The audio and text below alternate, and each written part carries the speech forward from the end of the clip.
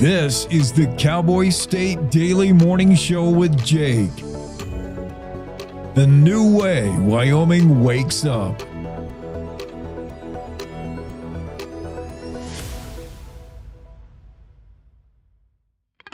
It's time to take a look at what's happening around Wyoming for Wednesday, April 16th. From the Cowboy State Daily Newsroom, I'm Wendy Kaur. President Donald Trump's crackdown on immigration has hit the University of Wyoming. Chad Baldwin, spokesperson for the school, confirmed to Cowboy State Daily's Leah Wolfson on Tuesday that a few international students have had their visas to be in the United States revoked.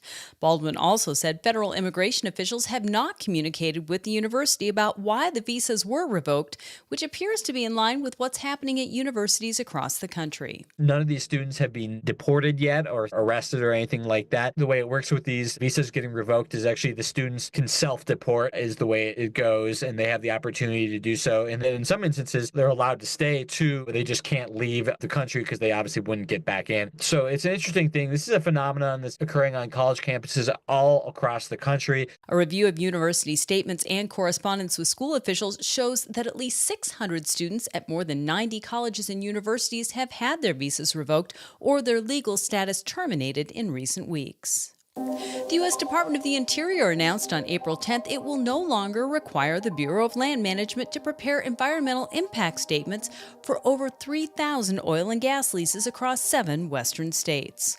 Cowboy State Daily's David Madison reports that these changes will level the playing field between states like Wyoming, where energy development happens mostly on public land, and private land states like Texas, Oklahoma, and Louisiana, where energy producers say the leasing process is less hindered by lengthy environmental impact studies. A whole bunch of those leases going back to 2015 were just exempted from further environmental review. In the leasing process, environmentalists are concerned that the safeguards protecting our public lands are being kind of run roughshod, and the industry saying, heck yes, this is finally a streamlining of a process that's too cumbersome. Wyoming really does fall right into the bullseye of this story. Jeremy Nichols, senior advocate for the Center for Biological Diversity, said it's too early to tell whether the BLM will change its approach to NEPA analysis when it comes to leasing parcels of public land for oil and gas development.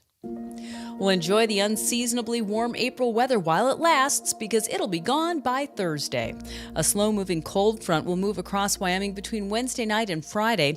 When it does, Cowboy State Daily's Andrew Rossi reports that temperatures will drop up to 50 degrees in some places, and the entire state will get some snow. We are going to see snow across most of Wyoming. Just a couple of inches, but that's enough, and it's going to be cold enough that that snow could freeze and turn into black ice on roads and highways. So we're in April, and the last couple days have been great with warm temperatures. That's not sticking around. We're going to see a drop. We're going to see more winter weather. Cowboy State meteorologist Don Day always says that we're not out of the woods of winter weather until after Mother's Day, and there's still a lot of time between now and Mother's Day, and this incoming winter weather system needs to be taken seriously because it's going to take us seriously. Thursday night and Friday morning temperatures could be in the upper teens and lower 20s, and Don Day said he wouldn't be surprised to see sub-zero temperatures in Yellowstone National Park.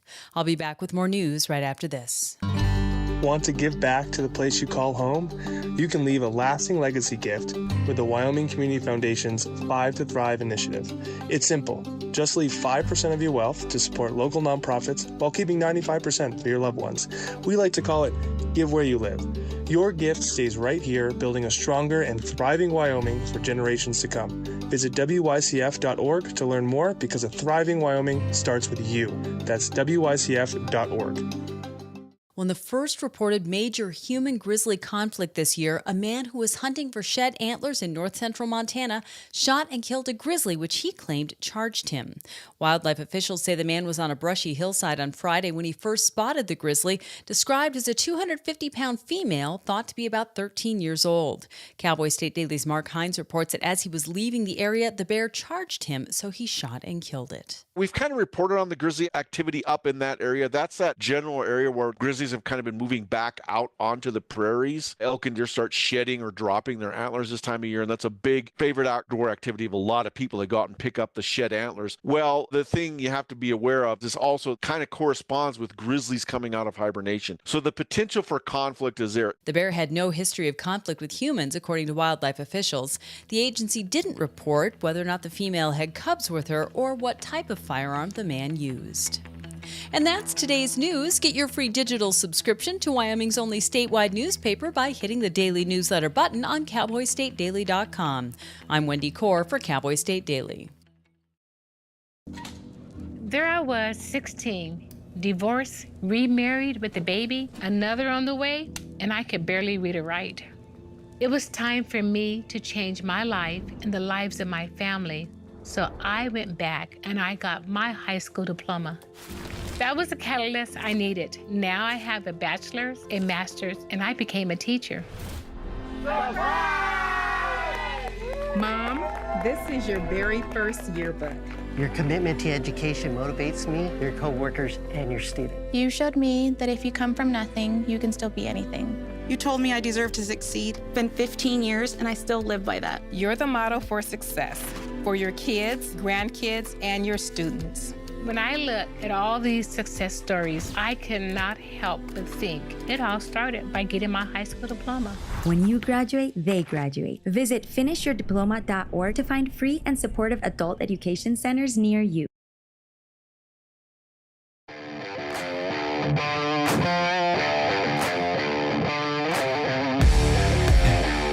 Cowboy State Daily Show for a Hump Day Wednesday. It's Jake, and here we go. Visas revoked for international UW students. One count of child sex abuse is thrown out in the trial of the Casper foster dad. Mexican national caught in Jackson faces his 8th deportation. Get ready, Wyoming, for a 50-degree swing in temperatures as snow will blanket all of the state tomorrow into Friday. Squatters suspected of starting a motel fire in Evanston, and a former firefighter in Riverton is sentenced for offering rides to women and then feeling them up. First grizzly incident of the season. A Montana man shoots and kills a charging bear. The world's largest geyser just went off again in Yellowstone for the second time this calendar year. And speaking of hot water, in Thermopolis, the Star plunge closing has tourism interest worried about the upcoming summer season. These stories and more coming up on the Cowboy State Daily Show with Jake. Let's take a look at your weather forecast for today. Enjoy this one while you have it. This is sort of a day on the cusp. And then Thursday, tomorrow, especially towards the end of the day, tomorrow night into Friday, just pretty yucky. For many of us today, though, not bad. Slight chance of rain in Casper late afternoon. Clouds on the increase, breezy, but highs today 71 in Casper, 75 in Riverton, with also increasing clouds, breezy. Chance of rain in the afternoon in Evanston, but partly sunny until then, with highs 63. Green River, you'll hit 65 today and might see rain begin in the mid-afternoon. In western Wyoming, clouds on the increase in Pinedale, breezy, 56 the high. Alpine, maybe some rain beginning at 4 in the afternoon. Otherwise, mostly sunny, 65 at Alpine. DuBois, slight chance of rain in the late afternoon. Otherwise, mostly sunny until then. Highs 58. Can't count out the wind, though. You're going to feel it in DuBois. Cloudy, breezy. In Jackson, the slight chance of rain. Sunny up until about 3. In Jackson. Thermopolis, slight chance of rain in the late afternoon. Clouds on the increase, breezy, 74 the high in Thermop. Cody, you'll get up to the upper 60s. Again, clouds building and rain maybe late afternoon. Slight chance of rain around 5 in the afternoon in Buffalo. Otherwise sunny, 67 Sheridan. You'll get up to 70 with rain maybe in the mid-late afternoon. Sunny in Gillette with a high near 71. Wind gusts a little bit. Sunny 72 in Newcastle. As you move towards the eastern part of this state, those clouds are going to show up later, maybe tonight. So Torrington, you'll be sunny and upper 70s. And no chance of rain until after midnight. Wheatland, mid 70s with clouds on the increase late. And in southeast Wyoming, Cheyenne, increasing clouds, breezy with highs 71. Laramie, 65 with clouds on the increase and breezy in Laramie. Slight chance of rain in the afternoon for Rawlins. Cloudy, breezy, 67. And mostly sunny and breezy in Encampment, 64. The high today. What takes you around the state? And what you might expect. I'm taking a look at the radar, at least at this point in the morning. Keep in mind, if you're listening to the show on a replay on the band or running it back sometime later today on Wednesday, this weather is for early Wednesday morning, and seeing a little bit of rain showers up around Cody maybe. That's about it. But yeah, weather changing. And Don Day has given us the heads up and the warning. We talked to him yesterday. And day weather forecast, Don said, yeah, watch for typical swing of April. One day, beautiful. The flowers, bugs, and birds are all out enjoying April. And the next day, everybody wants to just shut down and go home. 50-degree temperature swing. Upper 70s in some parts of the state today. But by Friday, it's upper 30s. If that. For some parts of the state. Slow-moving cold front makes its way into the Cowboy state late today. And then tomorrow is going to be kind of a dicey day. Friday just going to be really ugly. Friday is the day that cold front really is settled in. With highs Friday across the state, struggling to get to 40 in many places. Yikes. I got a rodeo that I'm going to go do in Rock Springs. By do, I mean I announce it for my local rodeo.com, and it's also on the Cowboy channel. It's a live stream high school rodeo. I am the voice of Wyoming high school rodeo. It's fun side gig, but it's going to be cold Friday. I'm not going to bust out the straw hat quite yet this weekend. Still going to go with the felt. Here's what we got going on today. We don't have special guests today, at least outside of the usuals. Andrew Rossi will pop in, talk about, he's got a whole bunch of stories, including a few in Yellowstone. Andrew saw the Steamboat Geyser go off the other day. Steamboat's the world's tallest geyser. And usually, and it's hard to classify a geyser activity as being usual because you're measuring and you're collecting data on geyser activity in Yellowstone over eons. Like in the last 100 years, how active has Steamboat been? In the last 10 years? In the last year? So it depends on what time frame you're talking about for Steamboat, but historically, let's say for your father would have seen Steamboat be pretty non-regular. Your grandfather would have seen Steamboat be dormant. He would have said, what geyser? What Steamboat geyser?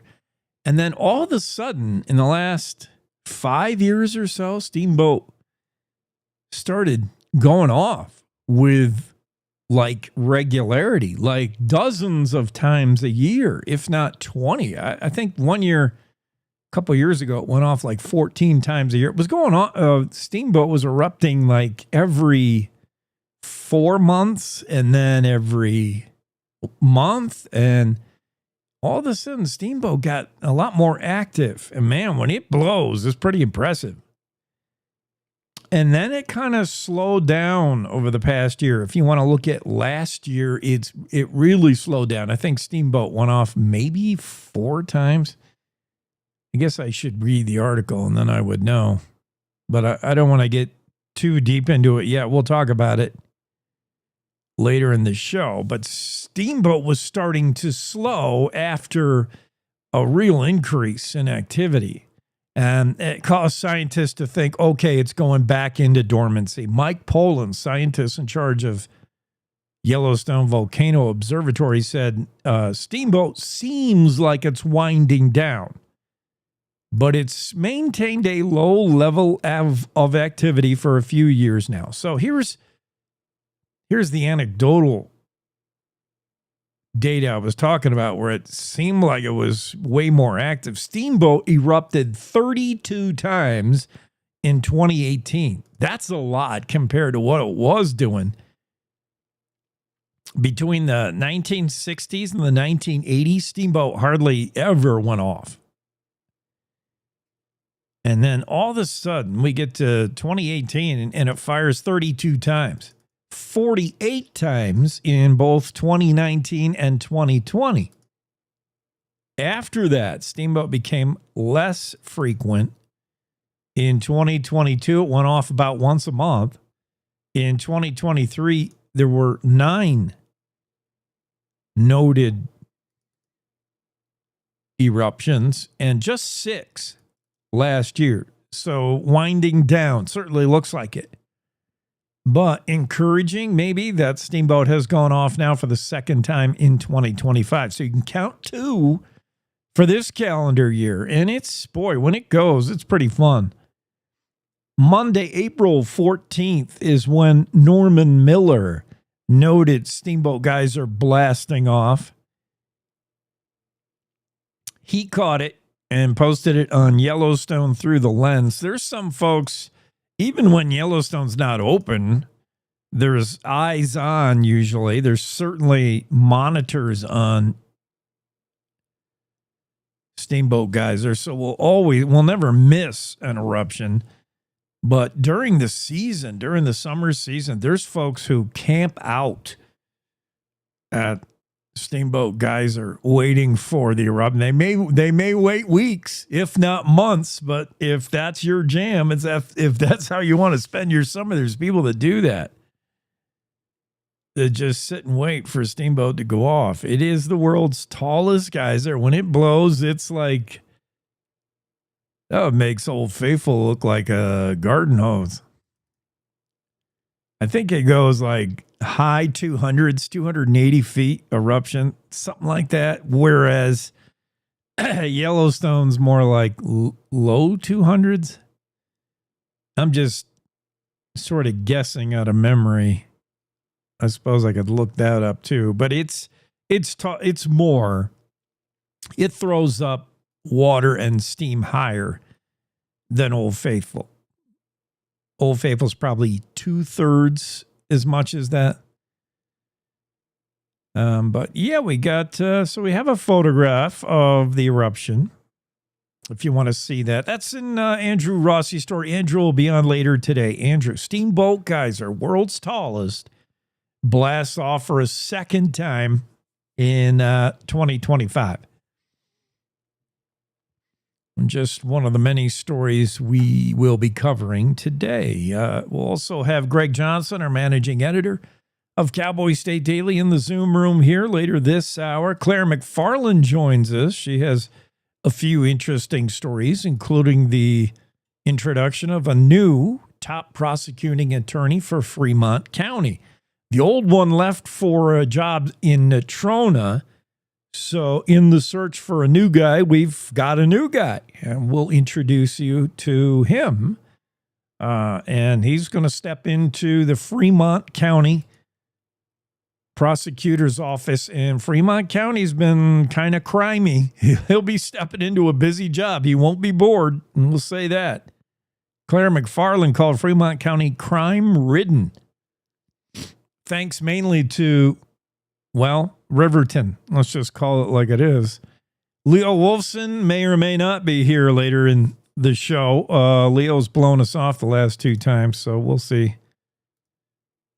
He's got some good stories as well. So we'll have guests for sure. And later this week, tomorrow and Friday, we got a lot of special guests that you don't want to miss. Always something going on at the Cowboy State Daily Show with Jake and other stuff we're following today. Includes David Madison's story about Wyoming oil and gas producers are cheering a new environmental review, are cheering a new decision that will mean actually no environmental review for federal leases. Recent moves by the U.S. Department of Interior that say that eliminate a lot of red tape when it comes to environmental reviews and having to do a NEPA, which is known as the National Environmental Policy Act, and having to prove that your drilling is not going to affect the environment to any great degree. That had been tying up oil and gas producers in Wyoming significantly. It had been slowing down the ability of any oil and gas producer to get anything going on their leases. There's over 3,000 oil and gas leases across 7 western states, many in Wyoming.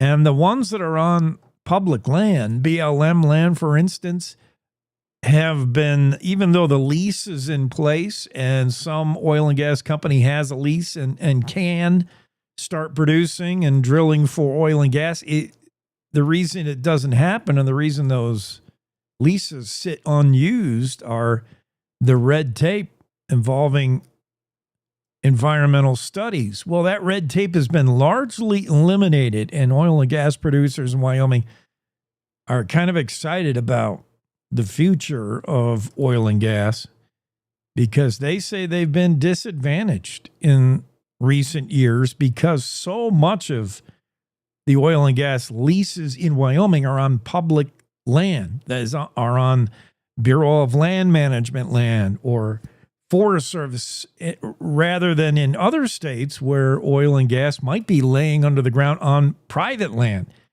And the ability to drill for oil and gas on private land is a lot faster and a lot less encumbered by restrictions and government red tape.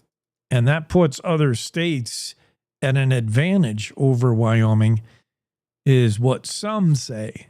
Steve Degenfelder for sure says so. And Steve is with the Kirkwood Oil and Gas developers in Casper. So we'll talk more about that story, a whole bunch more. Star Plunge, the hot springs in Thermopolis remains closed. That's got folks in Thermopolis worried that as summer tourism season might not be all it can be. Already there's hotel advanced bookings for hotels are down in Thermopolis, and a lot of it has to do with a very popular Star Plunge, which has remained closed now for 3 months. And we'll talk more about that story. Whole bunch more coming up on the show. We got to take one quick break. We'll get back into the Zoom room with Greg Johnson right after this. Wyoming is a big state. There's so much ground to cover, so many stories to tell. But the Cowboy State Daily News team is up to the challenge. I'm Wendy Core, host of Cowboy State Daily Video News. Whether it's politics in Cheyenne, energy issues in the Powder River Basin, or grizzlies in Yellowstone, our talented crew of experienced journalists are out there finding and telling the stories that matter. What's the best restaurant in DuBois? Renee Jean checks it out. What's the most recent Supreme Court decision mean to our everyday lives? Claire McFarland explains. How is the upcoming elk hunting season shaping up? Mark Hines lets us know. Every day, I talk to the reporters who are covering the topics, issues, and people that are important to Wyomingites, and in our daily newscast, I bring you those stories. Tune into the Cowboy State Daily Video Newscast every morning, only on CowboyStateDaily.com. This is the Cowboy State Daily Radio Network. Gracie and Pedro might not get along so well. You're standing on my tail. But there's one thing they agree on. There's a right seat for everyone. Oh, that's the good stuff. Whether you're a dog, Hold on, Pooch. a cat, a fish, or a rat. And I'm a ferret. Be sure to travel safe. How can you be so sure? I'm absolutely positive. On your next adventure, make sure your children are in the right seat for their age and size. Get it right at nhtsa.gov/the right seat. So I wanted to talk with you and your mom today, Lily, because some people at school have noticed changes going on with you, and we're concerned. Like what? Who? Some of your friends, teachers. It sounds like you've lost interest in a lot of things lately. You're hanging with new friends. So, individually, maybe those things are no big deal, but taken together, and then the incident the other day, you were with Derek when he was caught selling marijuana. yeah, he was selling it. Honey, we know. But we care about you and want to know what's going on. That's right. We just want to understand better and see how we might help. And if weed is a part of it, we just want to make sure you understand the negative consequences for someone your age, the physical and mental health effects, the poor decision making, and the confusing legal aspects these days. So what do you say? Can we talk? For more information about talking with your kids about underage use of alcohol and other drugs, visit underagedrinking.samhsa.gov.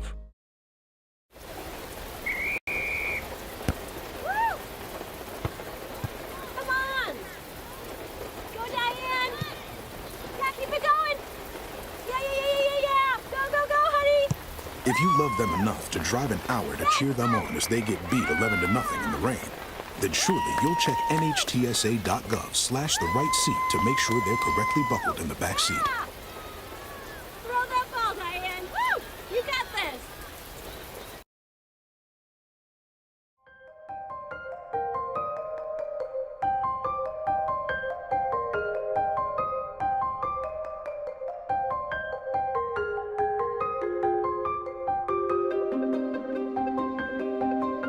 Cowboy State Daily Show with Jake on a Wednesday. Jake, Greg's in the room. GJ, does anybody refer to you as GJ? Nobody. Nobody. Well, I'll be the first. Okay, Johnson, here's a story right up your alley. As an editor who takes great care in reading and combing over written material, make sure it's correct and AP style and all that. You know the difference between a hyphen and an M dash and all that stuff, right? Yep. Hopefully most of our listeners are with us. The M dash is sort of, before the days when your typewriter could do an M dash or your keyboard, to simulate an M dash, a lot of us would use two hyphens. We would just double it up. It's like a long dash. And it's meant to be just sort of a pregnant comma. If you want to sort of change a thought in mid-sentence, you would use an M dash, pick up that sort of a different thought in a sentence, and then close that thought with another M dash. Now, the M dash has...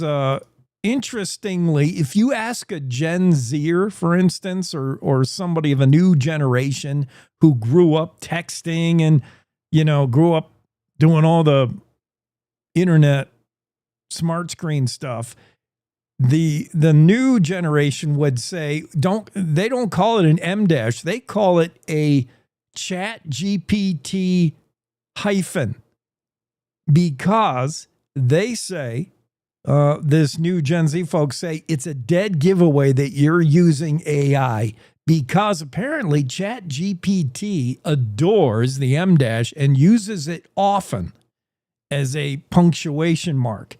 So often that if a M dash appears in your writing, the Gen Z generation says that's a dead giveaway that you're using ChatGPT. You're using AI. You didn't really write that.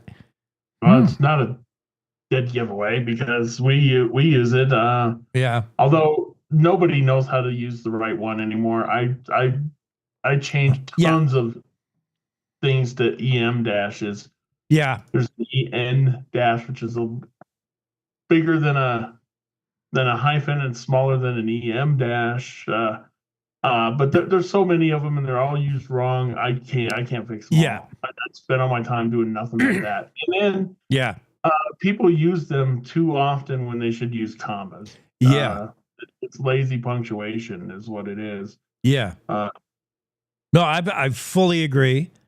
But there's just it's so widely misused. There is no way. Yeah. There's no way to fix them all and just and edit everything else. No, I totally agree. I can't imagine that. I mean, it's so burdensome. And we're talking about just one aspect of grammar. And yeah, you could spin your wheels all day on that if you're Greg Johnson in the editorial room trying to edit stuff. Yeah, for sure. But I just found it interesting that the kids of today wouldn't even call it an M or EM dash, as Greg points out, to try to, if you're listening not carefully, you might not get the distinction between an EN and an EM dash. But yeah, the M dash, so say Gen Zs, means you're probably using Chat GPT because it loves. You think your host of Gen Z, maybe it means you're using Chat GPT. Right. If you know how to properly use it, then maybe it means that you're properly using it. Yeah, but or if there are fewer of them, that shows that you're probably more popularly using it. You see, Chat GPT it uses it a lot because, when it doesn't know how to punctuate it, it'll just throw it in there. Yeah.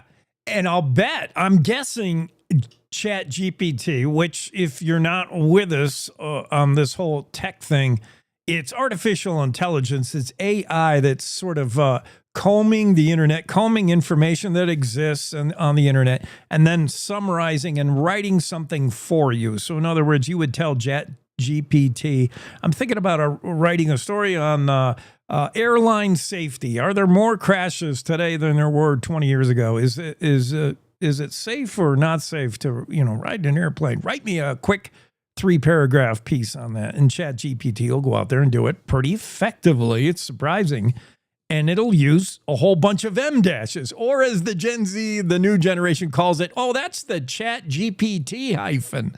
Okay, and I think it happens, as Greg points out, it's Chat GPT trying to, overusing it maybe. But I think the reason is it's trying to jam too many disparate thoughts into one sentence. If you're Hemingway, you would use 3 short sentences to explain what Chat GPT might do using M dashes. But anyway, I just wanted to get our managing editor in on that whole discussion, and whether you put spaces on either side of the M dash. I say no. Greg will insist it's AP style to do so. To put what? To put spaces on either end of the M dash, on either side, beginning and end. Yes, absolutely. Yeah, I say no. But well, you're wrong. And I can tell you, and with no malice. Yeah. The grammar and things that Jake gets wrong in his stories is legendary. Oh, come on. My copy. How many times do I have to take LBS period and change it to the word pounds? There's one of them. So my copy is clean. You need a space on the end of each one of them. All right. Moving on to topics topics of the day, Cowboys Day Daily. I'm reading the newsletter. I'm looking at some of the top stories. I'm interested in 2 stories for how they seem to be also playing nationally. I like to think Wyoming's just totally unique and different than the United States, and we're our own thing, and we're so original. But what happens in Wyoming and what happens in the United States are kind of one and the same. We're seeing University of Wyoming international students have visas revoked. This has been going on across the country. Associated Press reporting at least 600 students at more than 90 colleges and universities in 30 states have also had their visas revoked. And it looks like it's going on right here in Laramie. Yep. It's no university is immune from it. Don't know a whole lot about them yet. The university has confirmed a few, so we don't know how many. Yeah. We don't know what reason we were given, and no ICE agents weren't like swarming over the campus, rounding people up. But it is like you said, it's noteworthy. It's not immune from that that effort. Yeah, 600 doesn't sound a lot, and you divide it by the number of universities there are, then it would make sense to say a few. It's happening. It's colleges. It's all perceived to stem from Trump's crackdown on immigration, tightening things up. Chad Baldwin, spokesperson for the school, confirmed to Cowboy State Daily a few international students. Didn't get more descriptive than that. He admitted that he is in the dark on a lot of things. Whether this eventually leads to deportation, Chad said, I'm not sure. But it's going on. And in the news also, by the way, is Harvard's pushback on some Trump stuff. Harvard is taking a strong stance. They're in the news today saying that they will not comply with eliminating DEI stuff and other policy changes, admissions reforms, and things like that. Harvard President Alan Garber said the university will not surrender its independence or its constitutional rights. Harvard faces more than $2 billion in multi-year grants that have been frozen by the Trump administration until Harvard buckles down under compliance. Interesting. Yeah, if I cared anything about Harvard, I might I might feel more about it. But Harvard. Okay. Well, it's somewhat of a big school, somewhat of an important school. I think that's what I hear. Harvard, yeah. Unless you went to Yale, and then you say what? Poor Harvard's getting picked on. Yeah. Got it. If only Harvard knew some lawyers. Oh yeah. If only they were connected to a few lawyers.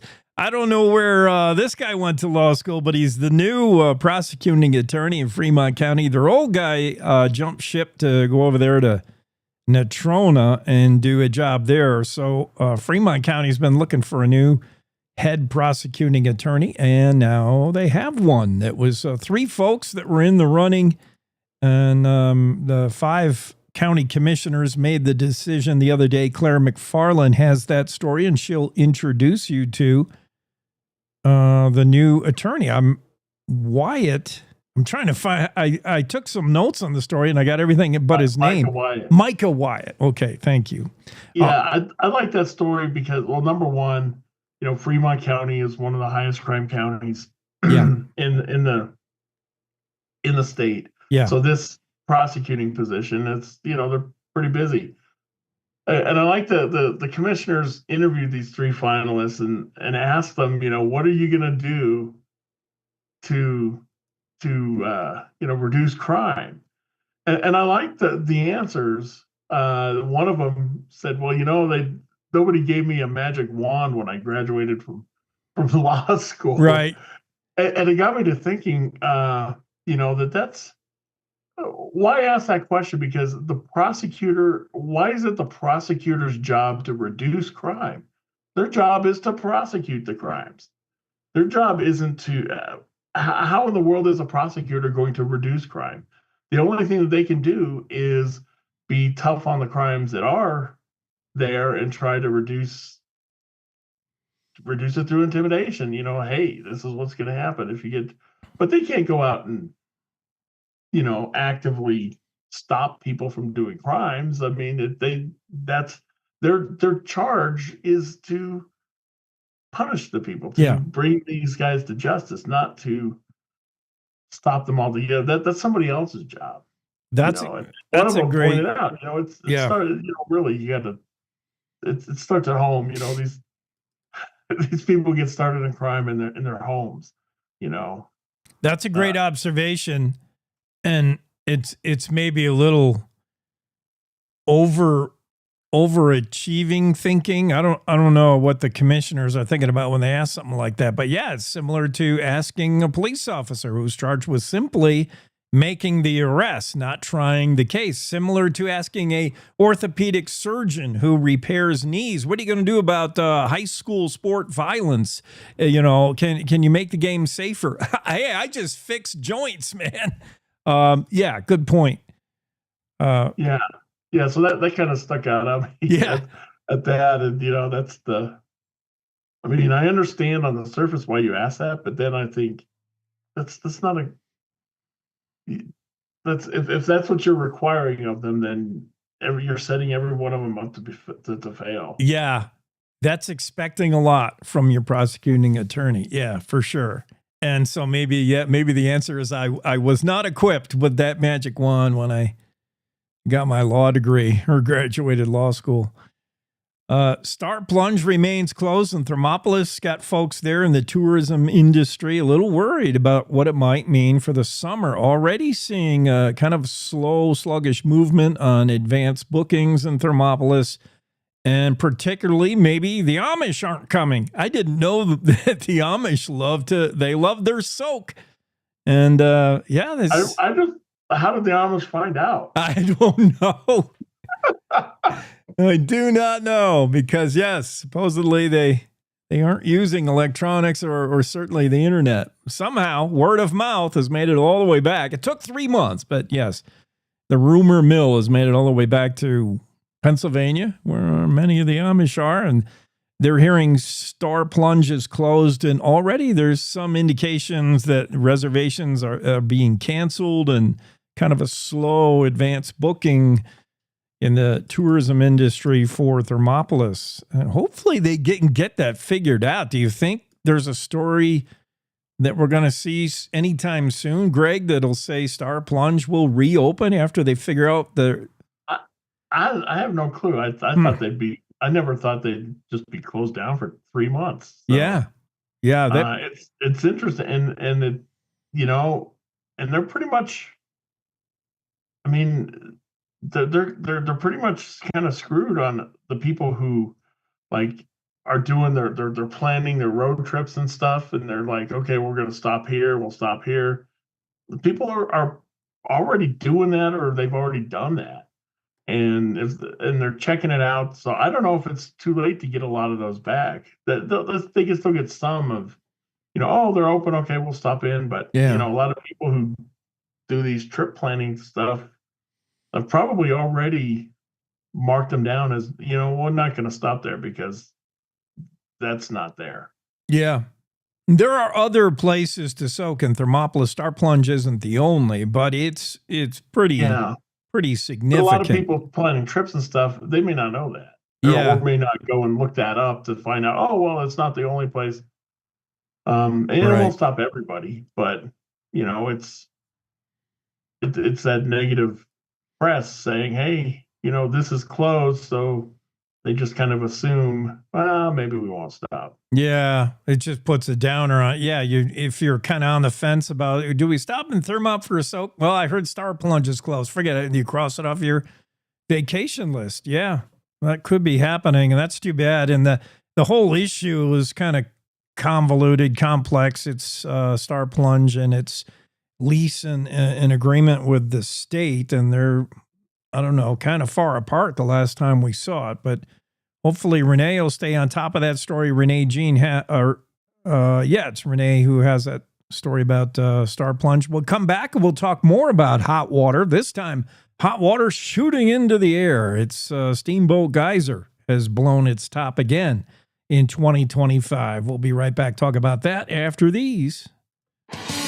Want to stay in touch with what's happening around Wyoming? I'm Wendy Core, host of the Cowboy State Daily video newscast. From Mountain View to Upton, from Jackson to Cheyenne, our reporters are out there finding and telling the stories that matter. Every day, I talk to the talented journalists who are covering the topics, issues, and people that are important to Wyomingites. And in our daily newscast, I bring you their stories. Tune in to Cowboy State Daily video news every morning, only on cowboystatedaily.com.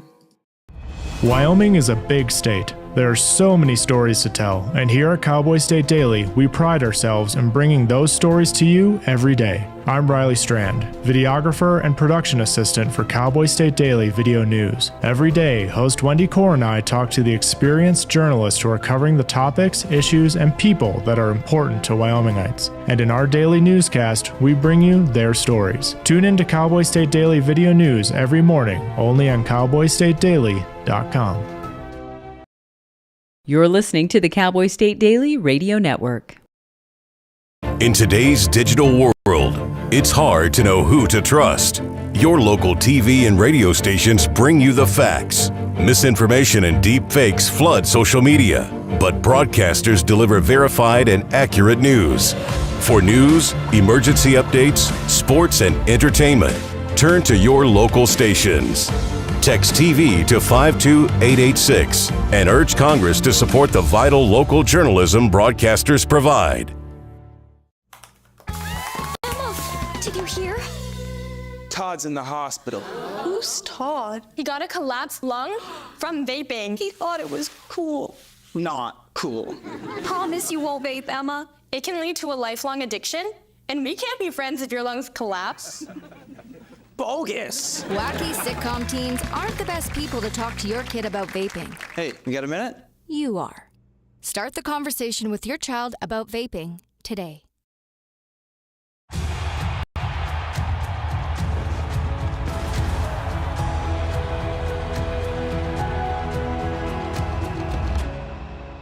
Breathe. Love what you do and you've already won, my parents used to say. My parents whose smiles were my first finish line, who championed respect, whose resilience built mine. Even more than I wanted a gold medal, I wanted a heart of gold, like the mentors who were my balance beams, refusing to let me down, and the coaches who spoke out to anything out of bounds, heroes who never stood on podiums, but stood up for me. Every shot I made, give the assist to those who since my youth were referees, ready to blow the whistle and end abuse.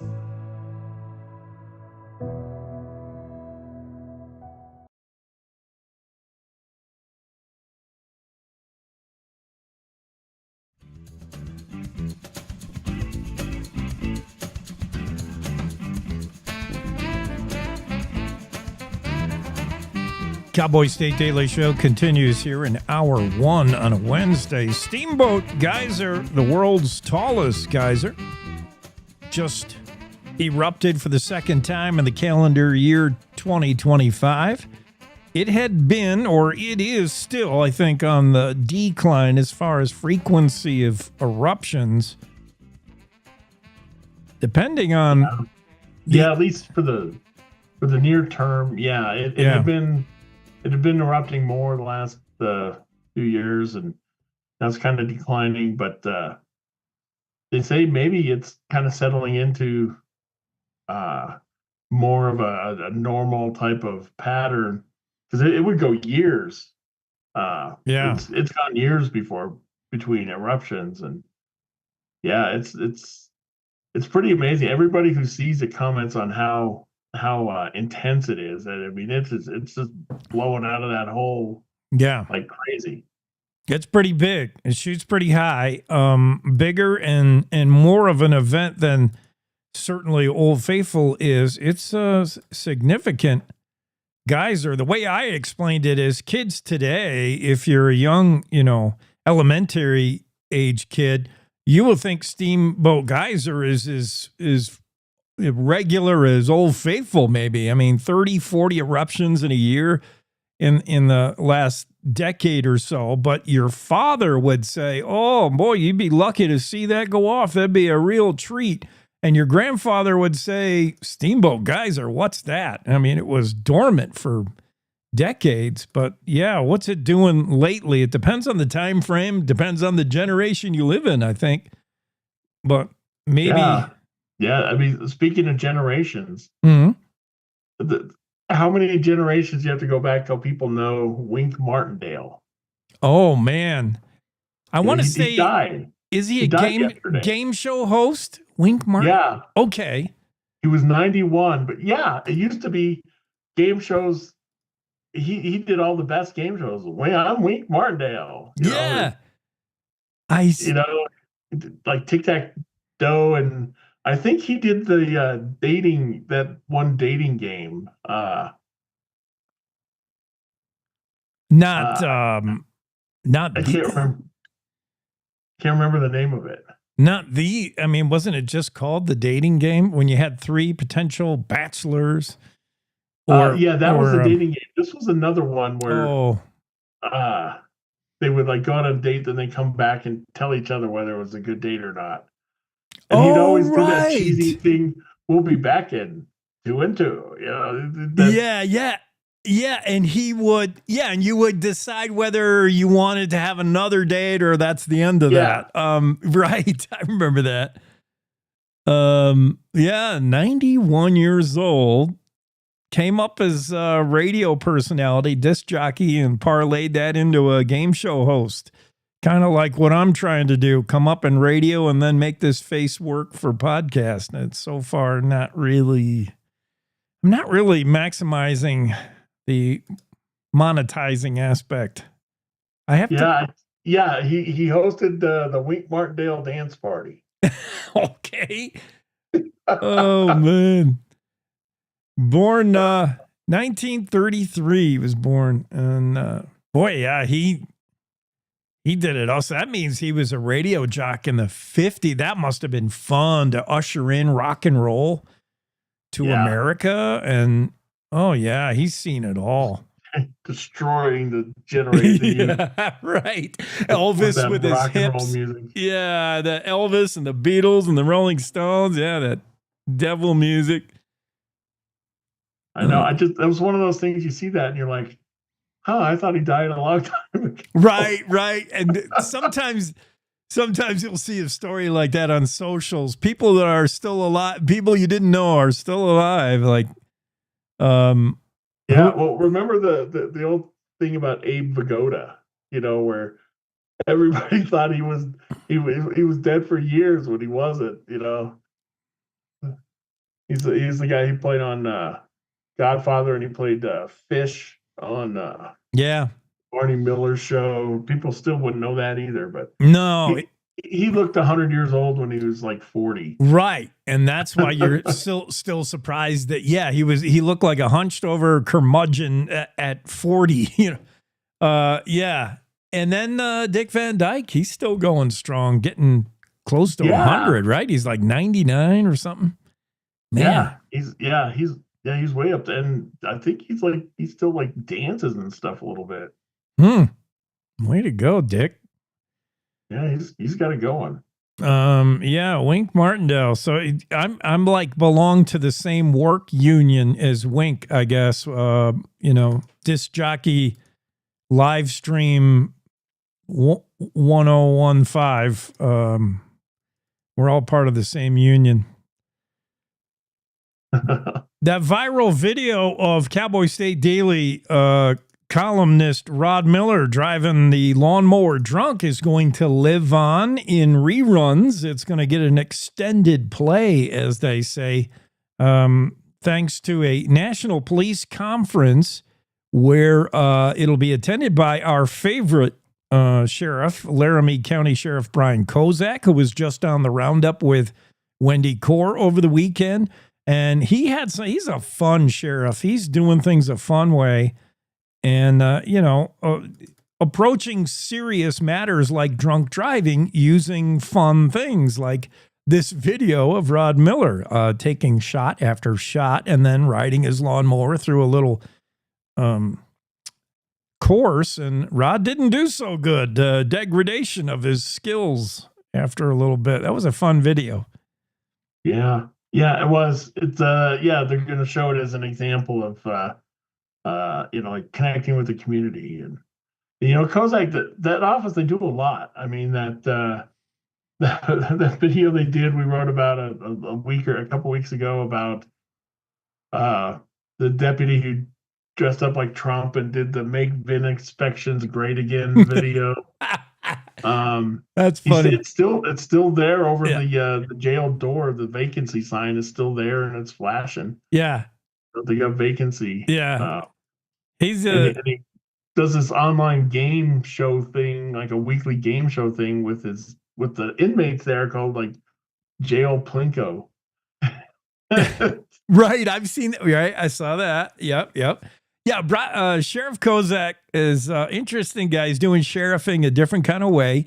And, all these cops get together for the National Police Conference. And Kozak, you're allowed to petition to be like a guest speaker. And they just want to know ahead of time, like, what's your topic and how's it going to go? And he was selected mainly, I bet, on this video. They love the idea. The presentation that Kozak is going to make at this conference is called "The West Wasn't Won by Sitting on Your Porch: Effective Strategies for Leadership in Traffic Safety." And the feature element of the presentation will be the video from Cowboy State Daily of Rod Miller making his drunken way. And that's a great video.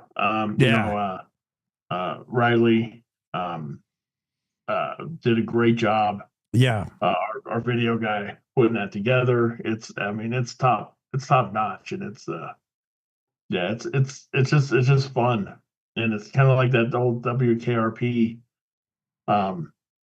thing where Johnny Fever his reflexes get better as he gets more drunk. But that doesn't really happen. No, that's the way it works in Hollywood, or if you're a TV sitcom writer. But in real life, as Sheriff Kozak found, as Riley Strand evidenced in the video work, doesn't always happen like that.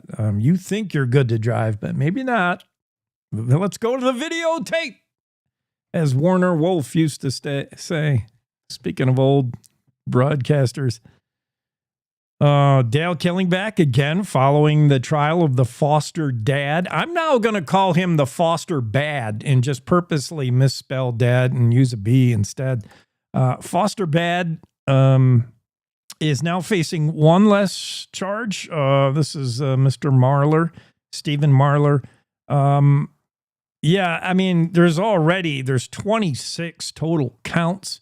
But one child sex charge was thrown out after defense attorney Devin Peterson made an argument Tuesday afternoon that the judge kind of agreed partially with the argument and said, okay, we'll throw one of those out. Part of it was duplicity of, the charges. The defense lawyer said, one kid can't, if one kid's child abused, that counts as one count. You can't have more than one for the kid. And the judge kind of agreed, and we'll see where this goes. I mean, it's just going to mean one less count, but still big deal. Yeah, it's kind of a technicality. It's just about how the charges were worded. Because in reality, you can. I mean, it's not like, well, I abused this kid, so I can only be charged once for abusing the kids. But you can be charged for every time that you've abused a kid. Oh. It's every instance of abuse that they can prove is what you can charge, because each one of them is a crime. It's not like you just get carte blanche to abuse a kid however you want for however long you want, and then it's just one charge of abusing the kid. I mean, that's not how it works. Yeah, I see. It's like saying, I'm speeding through this construction zone and don't have my lights on or anything, and it's just one count of reckless driving. Right. Charged with all of that stuff. Yeah, I guess in the case of murder, it'd be one count of murder. You can only murder someone once, but yeah, good point, Greg. Yeah, even with murder, though, you can charge them multiple times because you can be charged with, first degree murder, or they have the option of second degree murder, or they have the option of, manslaughter, whatever degree of murder it is. But they're still that they have those options. But yes, each count, each one can be its own count, but they had some kind of a problem with the way the charges were worded or set up or something like that. Because they asked for 11 of them to be they asked for him to be acquitted on 11 of those things, and they said, well, we'll give you this one. Yeah, the judge backed off on only one. And there was other things, too, that defense pointed out that we'll dig into a little more that Dale Killingback pointed out in his story. Good story, and we continue to follow that case for you, the readers, listeners, because you are interested. Cowboy State Daily continues in hour 2 when we take a little break for the news. Greg, have a fantastic Wednesday. Yeah, you too. I'll see you later. Okay. Greg Johnson. I'll see you at 2 and 2. 2 and 2. And Greg Johnson, the master of the M-dash, otherwise known as the Chat GPT hyphen.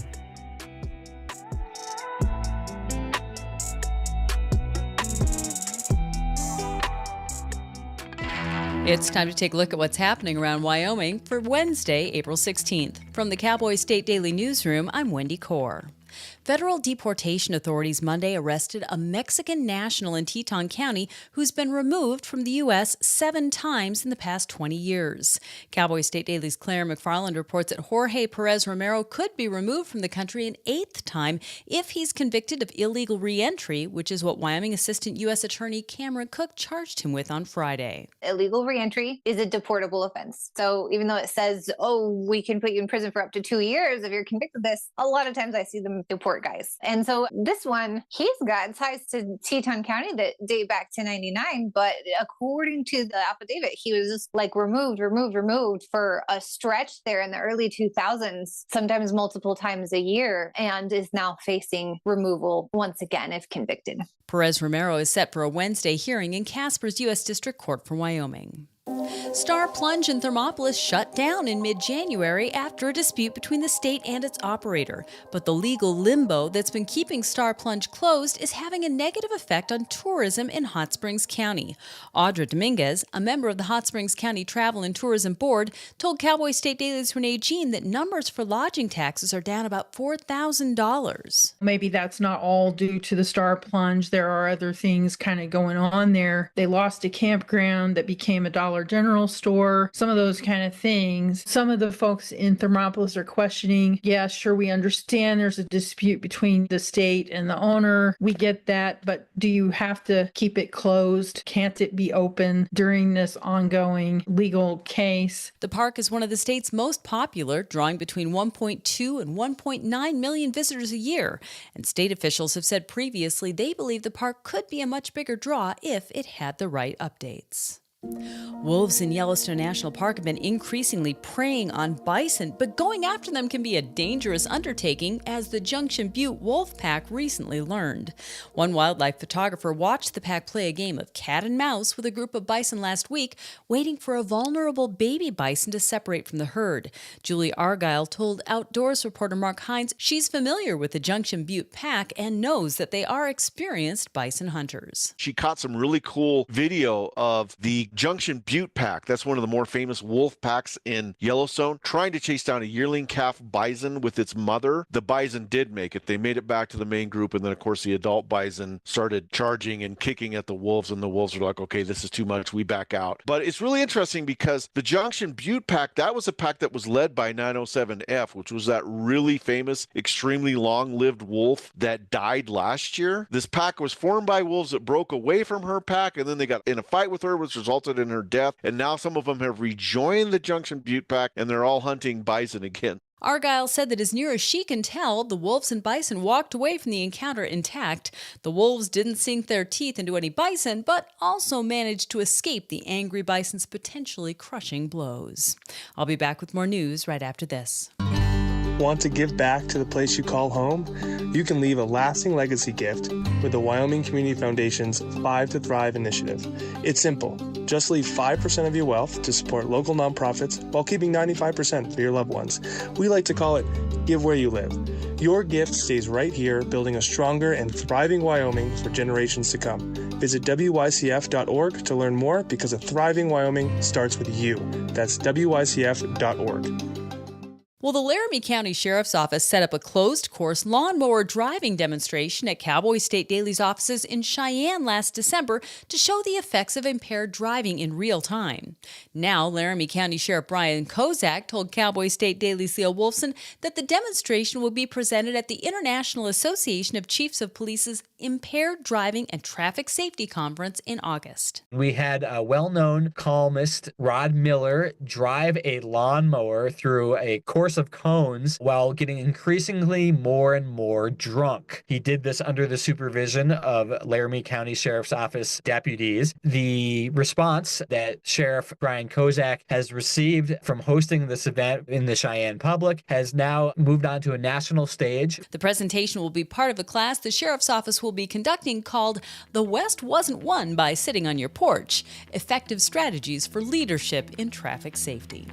And that's today's news. Get your free digital subscription to Wyoming's only statewide newspaper by hitting the daily newsletter button on cowboystatedaily.com. I'm Wendy Core for Cowboy State Daily.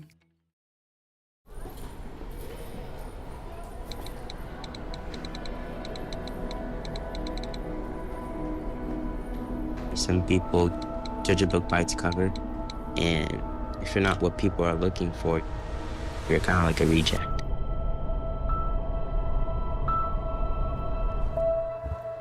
At school, it feels like everyone's staring at me and I'm just kind of not really a person. Sometimes I can't believe that you could be proud of me if I'm not proud of myself. It just was hard today. Nobody was listening to me. Think of our best times together. Let's do more of that. Try to understand me more, and I'll try to do the same. Listening is a form of love. Find ways to support your kids at sounditouttogether.org.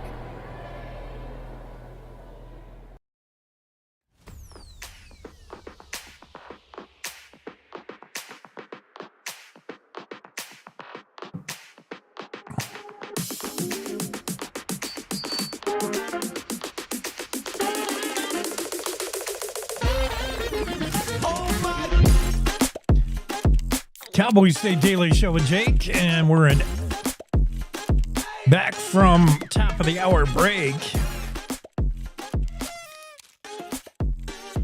Howdy to everybody enjoying the show on whatever means necessary, right? You're on the show, hopefully on the homepage, maybe. CowboyStateDaily.com. You can see the show there when we're live. It's live. Maybe you enjoy watching and listening on Facebook. We're on Facebook Live. Maybe YouTube is your jam. We're on YouTube. We're on X. We're on, I don't know, all the stuff. Run it back on demand when you're ready. The podcast version of the Cowboy State Daily Show with Jake is available on all your popular podcast platforms, and we are both live and pre-recorded on radio across the state. So exposure maximum. We're almost everywhere, like Wink Martindale was everywhere. Wink died yesterday, as Greg Johnson pointed out.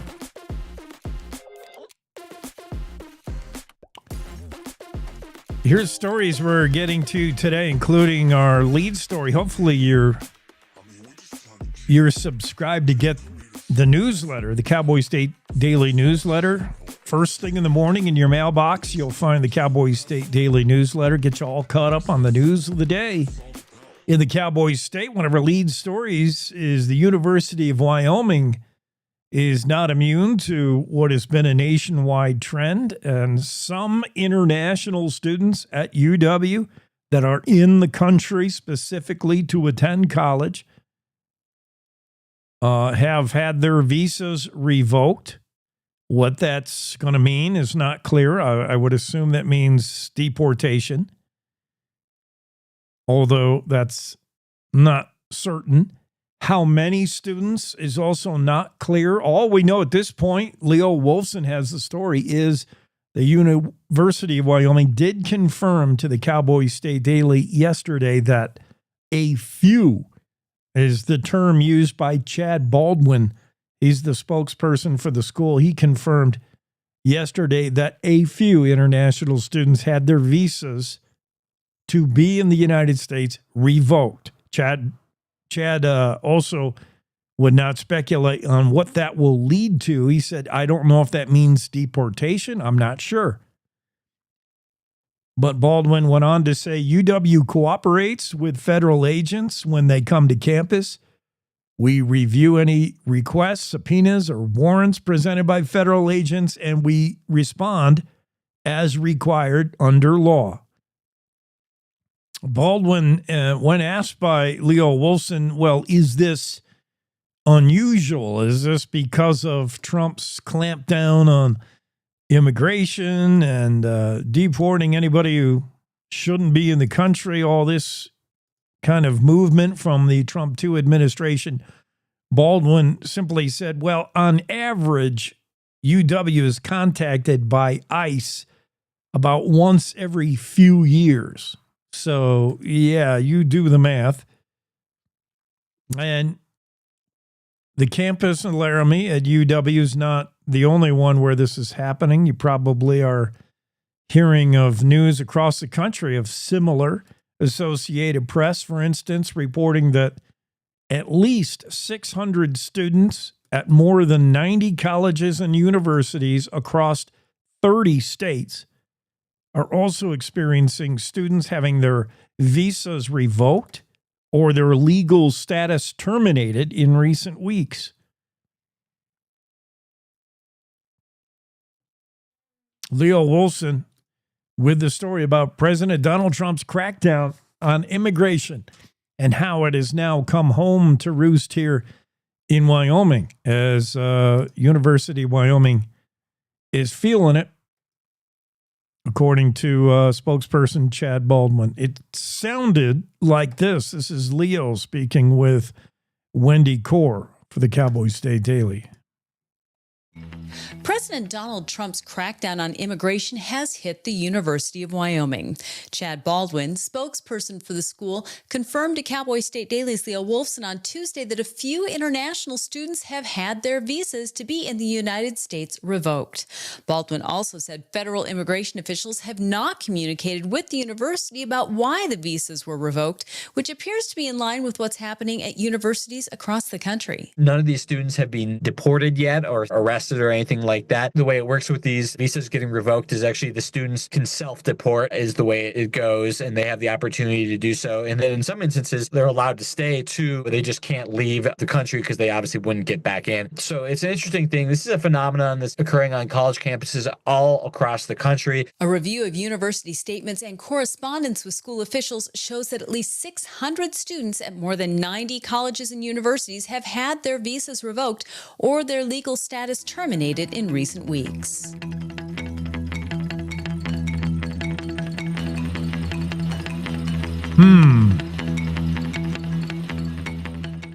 That story from Leo Wolfson, sort of on a kind of related note. Universities, colleges across the country feeling pressure applied by the White House. It's not only the visas and threatened deportation. It's also the White House leaning on colleges and universities across the nation to eliminate DEI programming, for instance, and to enact merit-based hiring and other stuff like that. It's all the Trump administration influence, obviously, and tensions are rising across American academia. The Trump administration froze over $2 billion in multi-year grants and contracts at Harvard University alone. after its leaders refuse to make key policy changes.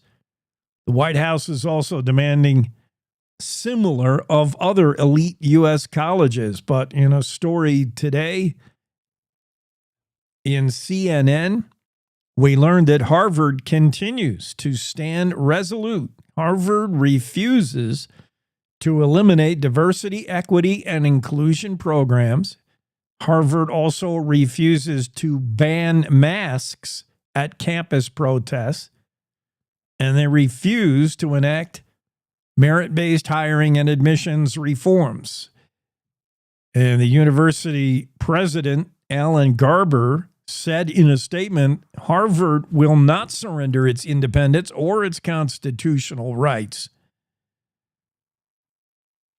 Harvard appears to be the first elite U.S. university to outright rebuke the White House demands and Trump's demands. Interesting how, this nation kind of getting torn apart a little bit.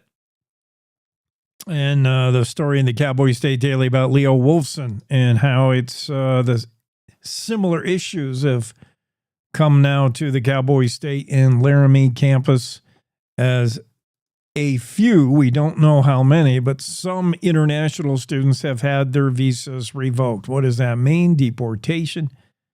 Still not known how many, but expect Cowboy State Daily to continue to dig in on that story. Leo Wolfson is on it for you in an attempt to learn more.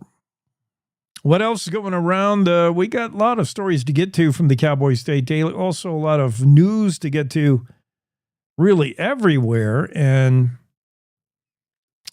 one of them is old news that just continues that we might have been one of the first to tell you about Katy Perry, the pop stars going into outer space. And then we learned more. We learned more about that whole thing. Katy Perry, if you didn't know, was shot into outer space. That right there is the joke, kind of, without a punchline. Katy Perry was shot into outer space. You fill in the rest of the joke. Keep her there, or good place for her. Although I'm not a Katy Perry hater. I like Katy Perry and her music. But certainly her trip into outer space, which was aboard the Blue Origin rocket, which is owned, that's a Bezos thing, Jeff Bezos, right? And he's got this rocket where he'll shoot people into outer space, including his girlfriend. He's seeing Lauren Sanchez. And this whole trip took place earlier this week, I think on Monday. Katy Perry, Gail King, Lauren Sanchez, and 7 in total, all female crew to outer space. Although it's a stretch calling it an all-female astronaut crew, none of these women had to do anything. The rocket did everything automated. They just had to enjoy the flight.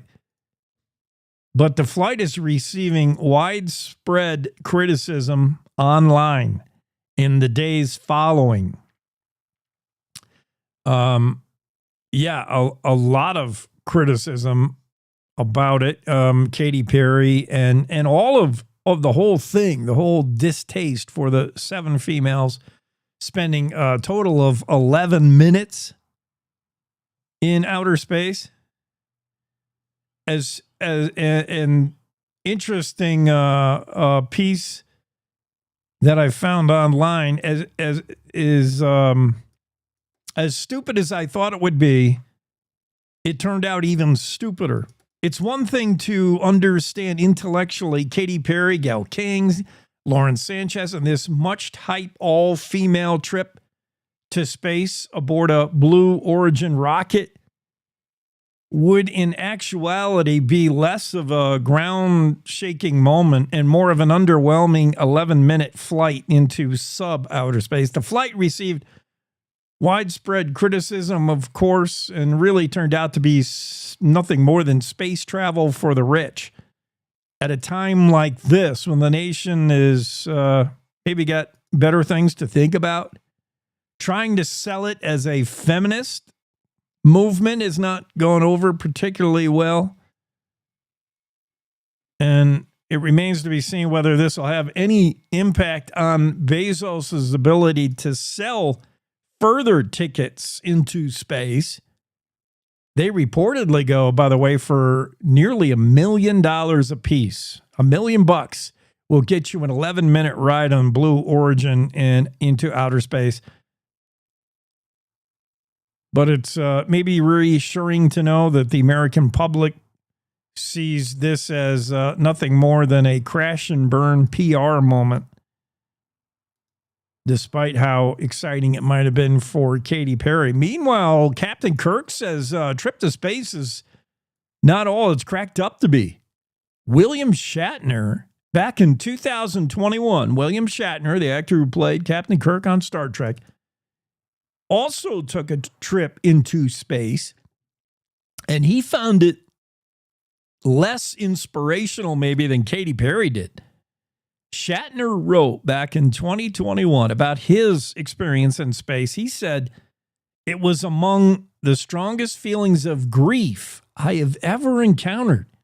He said, "The contrast between the vicious coldness of space and the warm nurturing of Earth below filled me with overwhelming sadness." And maybe that was just Captain Kirk. I don't know. But Shatner said, "Every day we are confronted with the knowledge of further destruction of Earth at our hands, the extinction of animal species, flora and fauna, things that took 5 billion years to evolve, and suddenly mankind is destroying them at a rapid rate." He said it filled him with dread. "My trip to space was supposed to be a celebration," Shatner said. "Instead, it felt like a funeral." So maybe a trip to outer space, not all it's cracked up to be. It depends on who you are. Katy Perry liked it. Captain Kirk did not like it. Let's get into the Zoom room with Don Day. Day with a forecast. And Don Day has spent his share of time in outer space. Actually, Don Day is a meteorologist in his day job, but he also sidelines with balloons. And I don't know how to correctly refer to it, Don. You tell me, but space and where the atmosphere begin, you get so high up, and how high is that? Maybe you can tell me, where all of a sudden blue sky turns into black space. Where does that happen? Well, you get into the stratosphere, you get as high as 100,000 feet or so. You don't see stars, but the sky does get very, very dark. But technically speaking, you've got to get above 400,000, 450,000 feet or so before you're kind of technically into what they would call space. But I haven't, I don't hang around Katy Perry, so right. I know astronauts, but not those kind of astronauts. Not Katy Perry kind of astronauts. Yeah. I imagine her. She, I think she even claims that she's the first artist to have a concert in outer space. I think she sang and she was showing a set list or something. But yeah, Katy Perry performed in outer space. I guess she has that claim to fame. Well, hopefully it wasn't Firework. I played that song, actually, Firework, and we got in copyright trouble for that, Katy Perry's.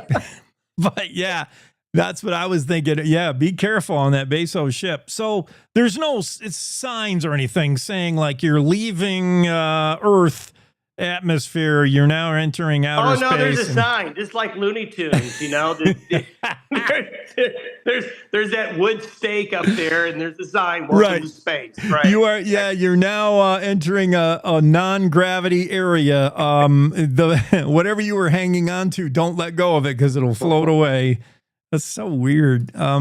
Does any of that factor into weather? Do things happen in that there's like 100,000 feet above the Earth that it would? Oh no, the stratosphere plays a role in our weather, and we're just now learning. There's a lot more we need to understand. But but the lower stratosphere. So we're talking 50 to 120,000 feet or so. What happens up there has ramifications down here. So there's weather up there. There's very few clouds, very few. But there's some physical things that happen in the stratospheric layer that translate down to the ground. Once you get into what we call the mesosphere, the ionosphere, that type of thing, you're looking at almost no atmosphere, very little. And then, and that's like hundreds of thousands of feet above sea level, above the earth. But maybe talk a little bit about, the layers of stuff we're seeing, as long as we're on the topic, Don, of why airline travel, why, when you take off, when you're going through the clouds, like it's bumpy. And that's why these airlines, they want to fly at about, above 30,000 feet. You get to like 33,000, 35. You're in that sweet spot up to 40,000. Is that because there's not any weather up there or less? There's less weather. Number one is that the weather, when you get to those altitudes, the jet stream level is usually it varies around 30,000 feet or so. So as you get up higher, 34, 36, 38,000 feet, it is less turbulent. You sometimes have not only a tailwind, if you're going the right direction, you get a boost from the tailwind, but the air density is less. So you're pushing against less. You're pushing against less air. You've got less friction against the airplane. But then you get to a point to where you get so much less air, you have less lift on the wing. Yeah. Okay. Less aloft to keep you aloft. But presumably, if you're a Delta pilot, or you're pushing, you've got the max fuel down. You're trying to get somewhere at that point. You're moving pretty fast. Yeah, I mean, if you're going to build a stratospheric airplane, you've got to have very large wings or very wide wings, and you got to be going very fast to maintain your altitude. However, there are a lot of things that are not only on the drawing board, they're building aircraft and testing them now to fly in the stratosphere like the Concorde did. The Concorde flew, right around 50,000 feet at the bottom of the stratosphere. Ooh. But I do think the next level of aviation is going to be at those higher altitudes and faster. Los Angeles to New York, I think in 10 years, you'll be able to take a flight from Los Angeles to New York and probably get there in a couple hours. It's there. The technology is there to do it. Interesting. You heard it first from Don Day. We won't fly in outer space, but we'll be able to see it from there. Let's just say that. Right. For the rest of us who are not astronauts and not airline pilots, we're going to be at maybe 6,000 feet tomorrow and the next day. That's going to be nowhere you want to be. We got the cold front moving in. Yeah, I tell you, the cold air that's coming with this front is very strong. Even, for April, there will be single-digit temperatures Saturday morning in parts of the state. If not single digits, the teens. Everything is coming together with this front as we've been expecting, which is it's going to move north to south starting tomorrow. Tomorrow morning, folks in the northern counties and the western counties of the state will be waking up to rain and snow. Or just before the noon hour, it'll be raining and snowing in Lander and Casper and Sheridan and Gillette and Douglas, Rock Springs and Rollins probably. And then overnight tomorrow, into Friday morning, snow is going to cover late Thursday evening through Friday, the I-80 corridor. There'll be heavy, wet spring snows, especially above 6,000 feet, but snow levels will go down to 5,000 feet. If you got to get somewhere, do it now. Do it today, because you won't want to certainly later tomorrow and Friday.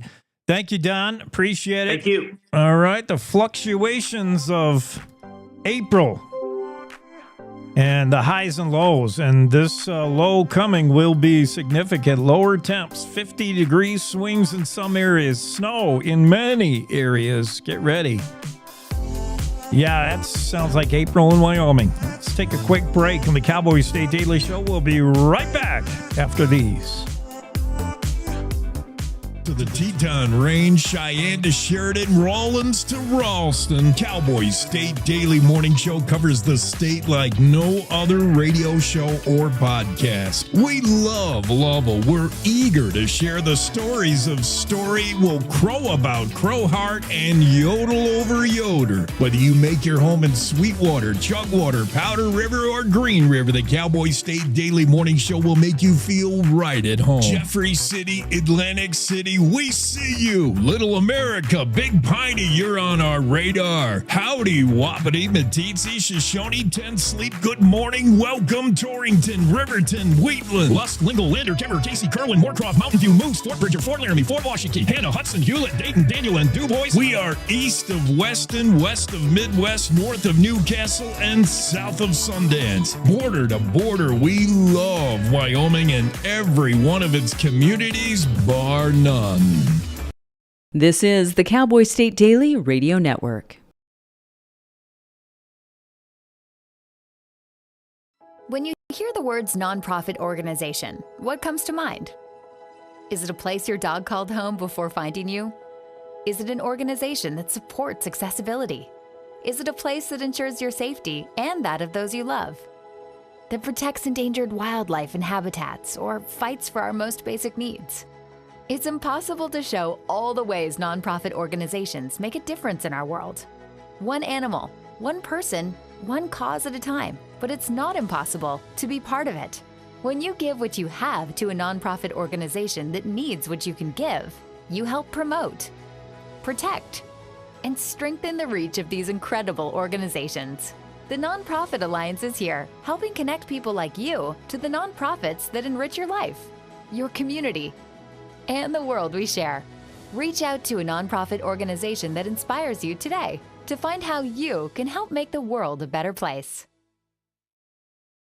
The challenges our planet's animals are facing sometimes feel a bit heavy. The animals haven't eaten in a day, 2 days, they haven't drank anything, they're cold, they're dehydrated. As soon as we started our descent, everywhere I could see was mud.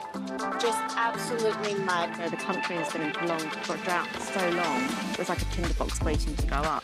Okay, very heavy. Each of us wants to be part of the solution, and we can be. Remember that there's good happening right now. At home. All right, we were able to get into your unit, and we have all 4 of your cats. So, okay. And around the world. For any animal in any disaster. So let's focus on that, right? Be part of the solution, one rescue at a time. Search ifa.org/disaster ready.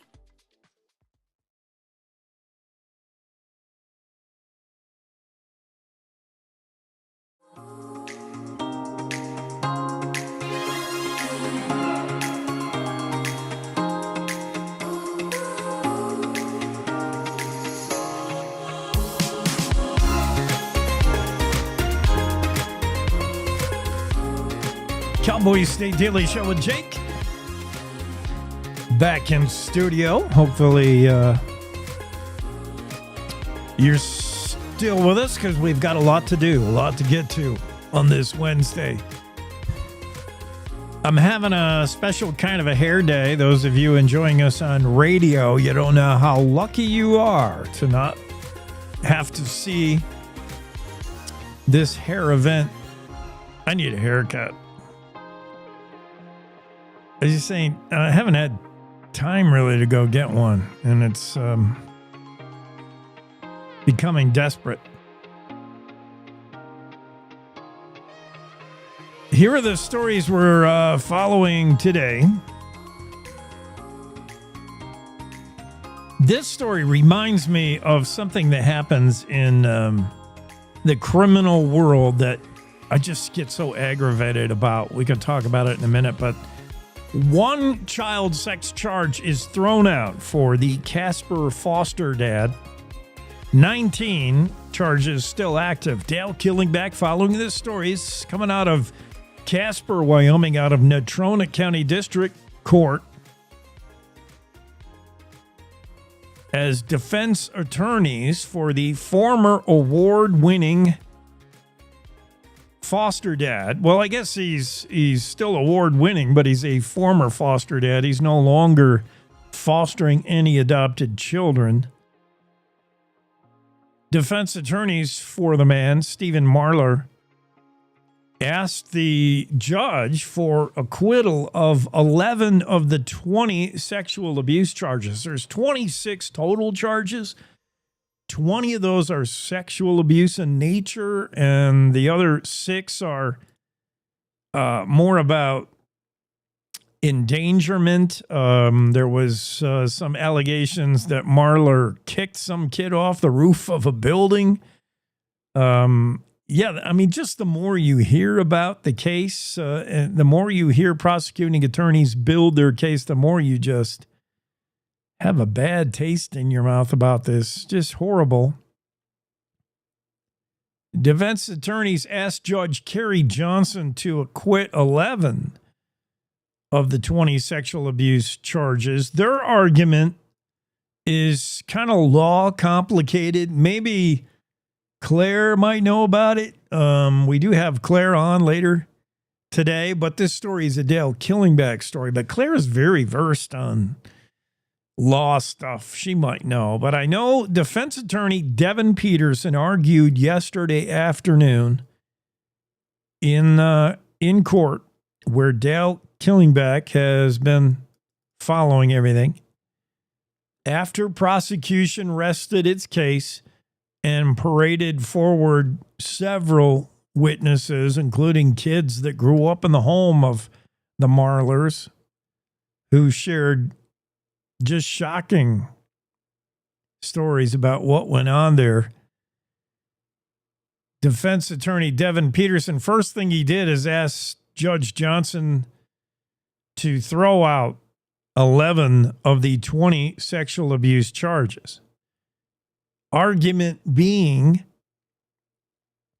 that some of the charges against his client, Stephen Marler, contained the same factual allegations, and the repetitive language meant some of the charges did not meet Wyoming state requirements and case law regarding mutual exclusivity of certain acts.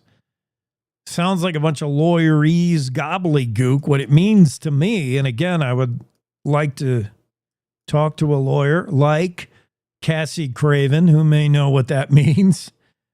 Cassie is sometimes on our Rolodex, but she's got a heavy caseload currently, and I don't want to bother her. Maybe Claire could sort it out, but it sounds to me like the defense attorney is saying some of these counts of child sexual abuse derive from the same incident. So you're kind of double counting things. When you get to 20, we'd like 11 of those thrown out. And the judge agreed with just one and agreed that one count will be thrown out. One count of the child sex abuse charges. There are still 19 of those remaining, and there are still other charges in this case. The defense attorney Devin Peterson also said the law for the charge states that a person committing the abuse has to act knowingly. He said testimony from the adopted daughter, this is the eldest daughter who came forward, she's now 21 years old. Peterson, the defense attorney, said testimony from the adopted daughter describes sexual contact between her and foster dad as accidental, quote unquote. Okay. Prosecuting attorney Rosti countered that the incident was about, quote, sexual gratification and should proceed to the jury. The judge agreed on that one. Defense attorney John Hummel also asked the court to consider allowing a 7-minute taped conversation interview between one of the adopted daughters and a guard at the juvenile detention facility where she spent some time. This, I assume, is also the 21-year-old eldest daughter who did spend time at a juvenile detention center. She aged out of the home, I believe, at some point. There was some point where she was no longer in the Marler household and went to a juvie detention facility. Apparently, she gave a 7-minute interview that was taped. Hummel said that interview would show the jury a character trait about the woman that I can only assume would call into question her testimony. The prosecuting attorney, Rosti, argued that the conversation had no relevance to this case against Marler, and the judge agreed with Rosti. This interview, taped interview, will not be heard by the jury. But yes, now we're getting into the defense tactics in this trial that Dale Killingbeck is following. We had 4 days of prosecutors bringing their case, bringing witnesses. We heard of 4 days worth of just some really gross stuff that allegedly happened in that house. And now it's the defense turn on day 5. And the first thing the defense is trying to do was throw out 11 of the cases. They were successful with 1, and they were making some other attempts at defending their client that did not pass muster with the judge, Judge Johnson. So interesting if you're, especially if you're courts and crime and you like court stuff and trial things, maybe you watch those kind of TV shows that have a lot of trial activity. This is an interesting one to watch, and I know people now are invested emotionally at this point because you hear about this, and I think for the most part, for most of us, when we hear allegations of someone who is supposed to be doing good, who is supposed to be doing the right thing, this is a foster dad. And from this household, from the outside in, for many years looked model good, model correct, like really. In fact, obviously, the foster dad won an award for being a great foster dad and taking kids in that really needed a safe home, a safe environment, needed parents. I mean, that's all good and positive, but when it turns ugly, allegedly, and then you get creepy, cringy behavior like give dad a massage, and then the massage goes too far, and then there's other kid cleaning snow off the roof, and the dad says, get down off the roof, you're not going fast enough, kicks him down off the roof. Allegedly, this doesn't sound like the model foster dad that received an award. This sounds like something way opposite. And I think many of us, because of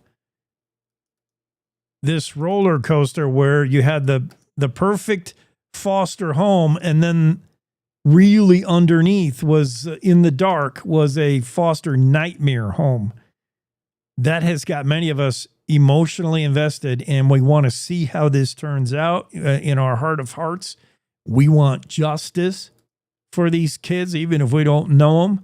And we want, if left to our own devices, some of us are ready to go with the pitchfork and the torches and go after Frankenstein and run him out of town, or find a tall tree and a short rope. But we'll see how things turn out for Mr. Marler. Dale Killingbeck following the story on the Cowboy State Daily. We got more coming up, including more lighthearted news right after this quick break. Thanks for making us a part of your Wednesday. We'll be right back in 3. Stay with us. Wyoming is the cowboy state. From corner to corner, there are so many stories to be told, and more cowboys and cowgirls are turning to the Cowboy State Daily News team to keep them in touch with what's happening both locally and in other parts of Wyoming. I'm Riley Strand, videographer and production assistant for Cowboy State Daily Video News. We're proud to bring the most important stories to our viewers every day. The stories that start conversations, the stories that make us laugh, the stories that make us think. Our experienced journalists at Cowboy State Daily are crisscrossing the state every day, talking to those who know the news best. Every day, host Wendy Core and I talk to the reporters who are covering the topics, issues, and people that are important to Wyomingites. And in our daily newscast, we bring you those stories. Tune into the Cowboy State Daily Video Newscast every morning, only on CowboyStateDaily.com. You're listening to the Cowboy State Daily Radio Network. Julie was always a voracious reader.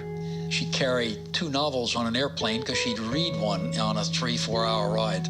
And at some point, I began to notice that she would read a page and couldn't remember what she had just read, and she'd have to go back and read it again. I don't remember much these days after I read, but less does for me, and I love it.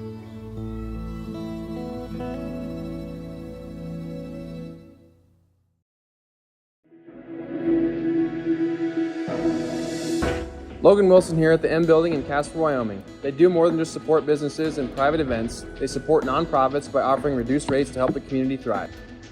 The staff here at the M Building have been incredible in helping me organize a fantastic event. They are great partners for those who want to make a positive impact on the community. Come check out the M for your next event.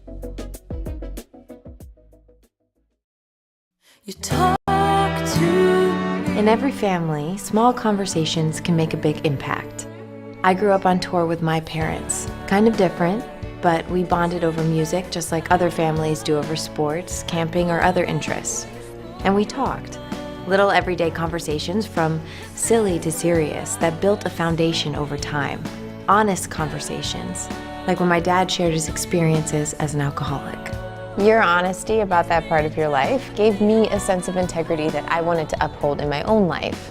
And I was so grateful that you and Mom had become these sober, stable people who were always there for me.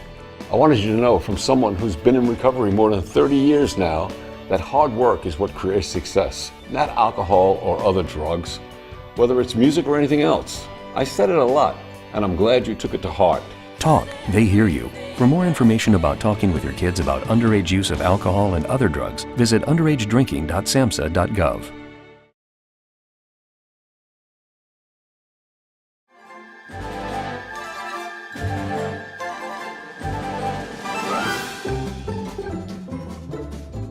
Cowboy State Daily continues. This is not the right music for... I don't know if that is either. I was going to say, is just my theme song now? Yeah, because we always seem to hit that one on you. It just happened. It was luck of the draw because I just push buttons at complete random. But yeah, that might have to be your theme song, the cartoon thing. Here's something that maybe fits a little better with where I want to go first with Andrew Rossi's stories. Before we check out weather, I want to get to this story in Evanston. Andrew has a story of squatters. I looked a little more into this. This Evanston motel, the Hillcrest Motel. I know exactly where this is. I have stayed not at the Hillcrest. It's like a 1-star motel, and the ratings. In fact, if you go online, I think you can still find certain third-party websites that are trying to book you a room in the Hillcrest, and it's like it gets 2 stars, and that might be generous. It is no longer functional. The new owner is trying to renovate it, from what I understand. I went to a Facebook page in Uintah County in Evanston, and people had many comments. Some saying that the new owner maybe kind of ran out of money during renovation, or he's up against a big task, a big chore. This motel needs a lot of work. And meanwhile, some of the efforts have been thwarted by people who have just moved in when this motel has no electricity, no running water, no nothing, but it offers, I guess, some rooms. And people on the Facebook, on socials, are saying, it's just it's not, people down and out and eating. It's just tweakers or going in there to do drugs, supposedly. But Andrew Rossi does say in this story that it's the squatters who are suspected of starting a fire. So if things weren't up against the ownership before, they certainly are now. You've got a motel that's kind of partially burned now. What's going on, Andrew? It's a complex situation, to put it diplomatically. But yeah, the cause of the fire is still under investigation. Nobody knows exactly what caused it, but there were between 8 and 10 occupied rooms, and the police officer with the Evanston Police Department I spoke to said occupied was a loose term with all of this. But yeah, they were able to contain the fire and put it out pretty quickly. But what I found interesting is that you see the pictures, and it looks worse than it actually is, because the owner actually started disassembling or taking down elements of the motel in anticipation of the renovation that they want to do. But I spoke to the police chief in Evanston, and he told me that he's just encountered legal issues with the squatters that are living there that they're hoping to get resolved so they can start revitalizing the property.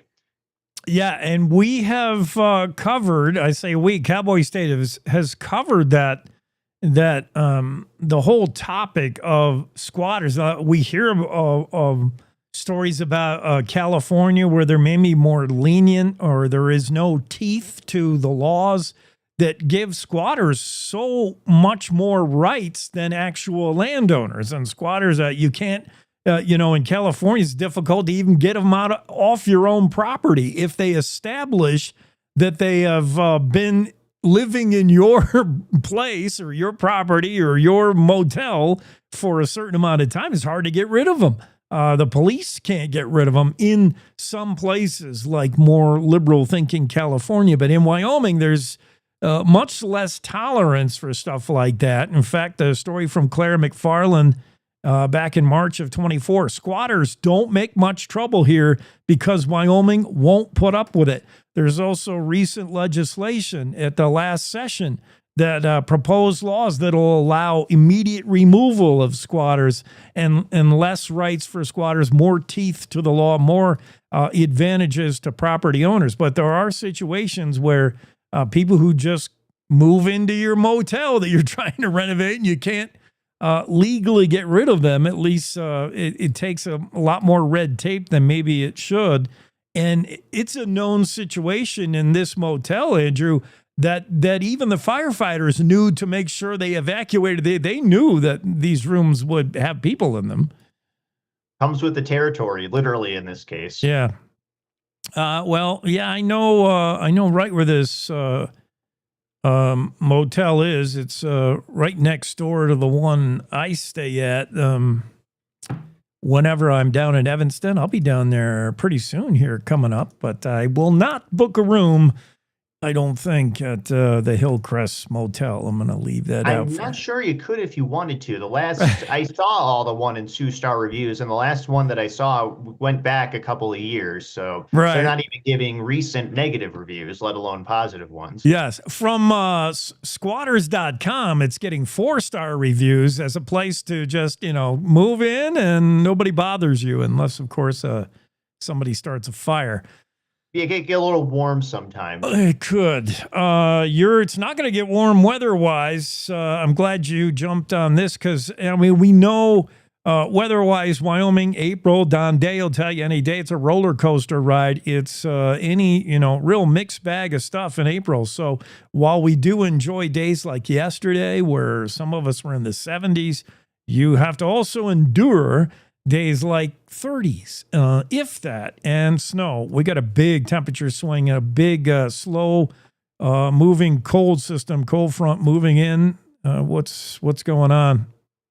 Yep, so it's another truism that Don says a lot during this time of year that I need to get into my next weather story, is that we're not out of the woods of winter until after Mother's Day. That's the day when typically he says we are done with the snow for the year. It doesn't continue past Mother's Day. So April's still very much in that window when we can get winter weather. And not just Don, but all the meteorologists that I spoke to, they want people to treat this and understand that this is a winter weather system. This is not just going to be a spring rainstorm. This is going to be snow and possibly several inches of it. This is going to be a 50-degree temperature drop where it could get cold enough for any snow or precipitation that falls on highways to freeze into black ice overnight, especially when it gets cold and there's not the light out.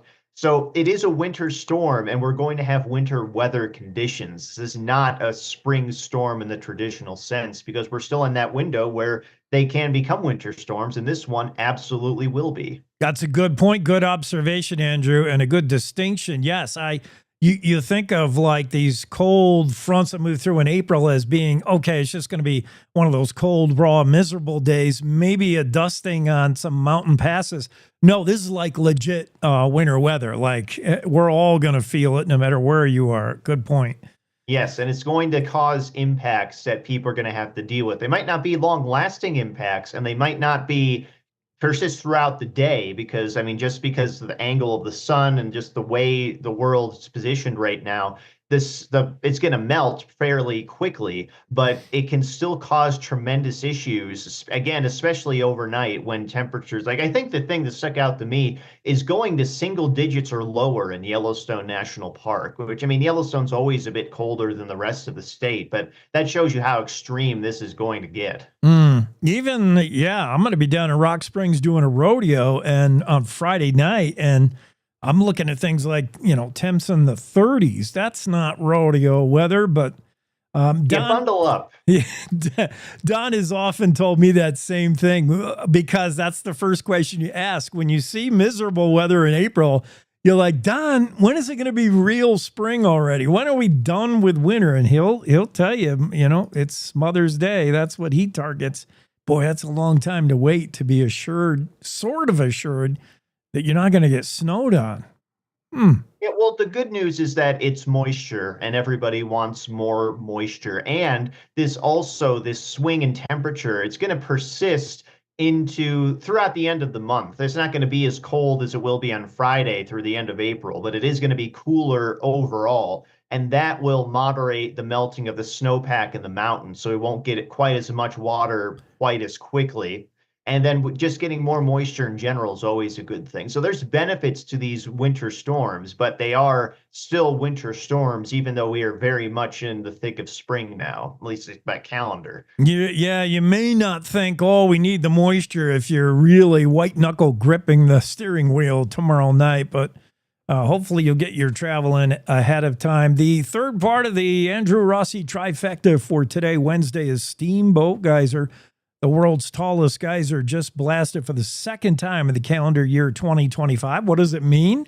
It's hard to say. Depending on what chunk of time you want to measure eruptions by, Steamboat Geyser for kids today is pretty active. You got a good chance of maybe seeing it at any given time. For your father, he would say, well, it'd be a real treat to see a steamboat go off. For your grandfather, he'd say, what geyser? That's been dormant for years. It all depends. Is Steamboat Geyser declining in eruptions? What can we take away from this recent eruption of Steamboat?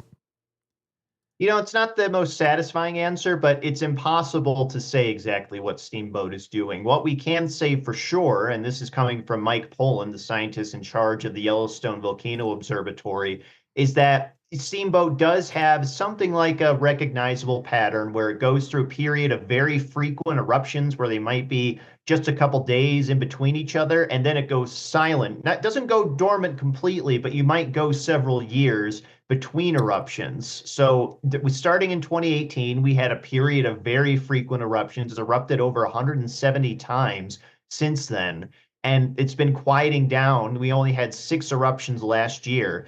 But what's interesting, though, is that in the 60s and the 80s, the last active periods, the wind down was a lot quicker than this. It was going very frequently, and then it just stopped. Right now, it's erupting every 70 days or so still. So it could be just a slower wind down, that it's just taking longer to actually go dormant again. or it could be possible that this is just new behavior that we're seeing in Steamboat, where we can maybe, very maybe, rely on an eruption every couple of months. That's what the speculation is. We have no way of confirming this because Steamboat's never been any kind of predictable. But just based on the pattern that we're seeing, it's taking a long time to enter another dormant period. If it ever does, and there's some excitement that we might be able to reliably expect a steamboat eruption every couple of months now, because it has been pretty consistent over the last 2 years. But certainly not reliable, not like Old Faithful, but bigger. That spike in activity in 18 and 19, 2018 and 19 was significant. You're talking like 30, 40, almost 50 eruptions in a year. But since 2020, you watch the drop off: 11 eruptions in 2022, 9 in 23, 6 in 24, and now on pace for maybe 4 this year, according to the early data. We've had 2 so far in this calendar year. So yeah, maybe on the decline, but as unsatisfyingly as Andrew points out, you can never tell. Now, yeah, well, what's interesting though is thanks to websites like Geyser Times, they actually log the exact times and dates of all the eruptions. And last year, Steamboat had its first eruption in February, and it had its second eruption in April. Well, this year it had its first eruption in February and its second one in April. So if we get into May and June and it has another eruption, that could be a sign that we're settling into a new pattern, which could be really exciting. But we won't know what Steamboat's going to do until it's done. Steamboat now the new Old Faithful, maybe. Yeah, with some regularity. If it happens in Yellowstone, this guy's on it. Andrew Rossi, or a fire in a motel in Evanston, or just weather, whatever it takes. Andrew's on it. Andrew, thank you. Have a great Wednesday. You too, Jake. All right. Andrew Rossi joining the Cowboy State Daily Show. We got a pause for the top of the hour news next.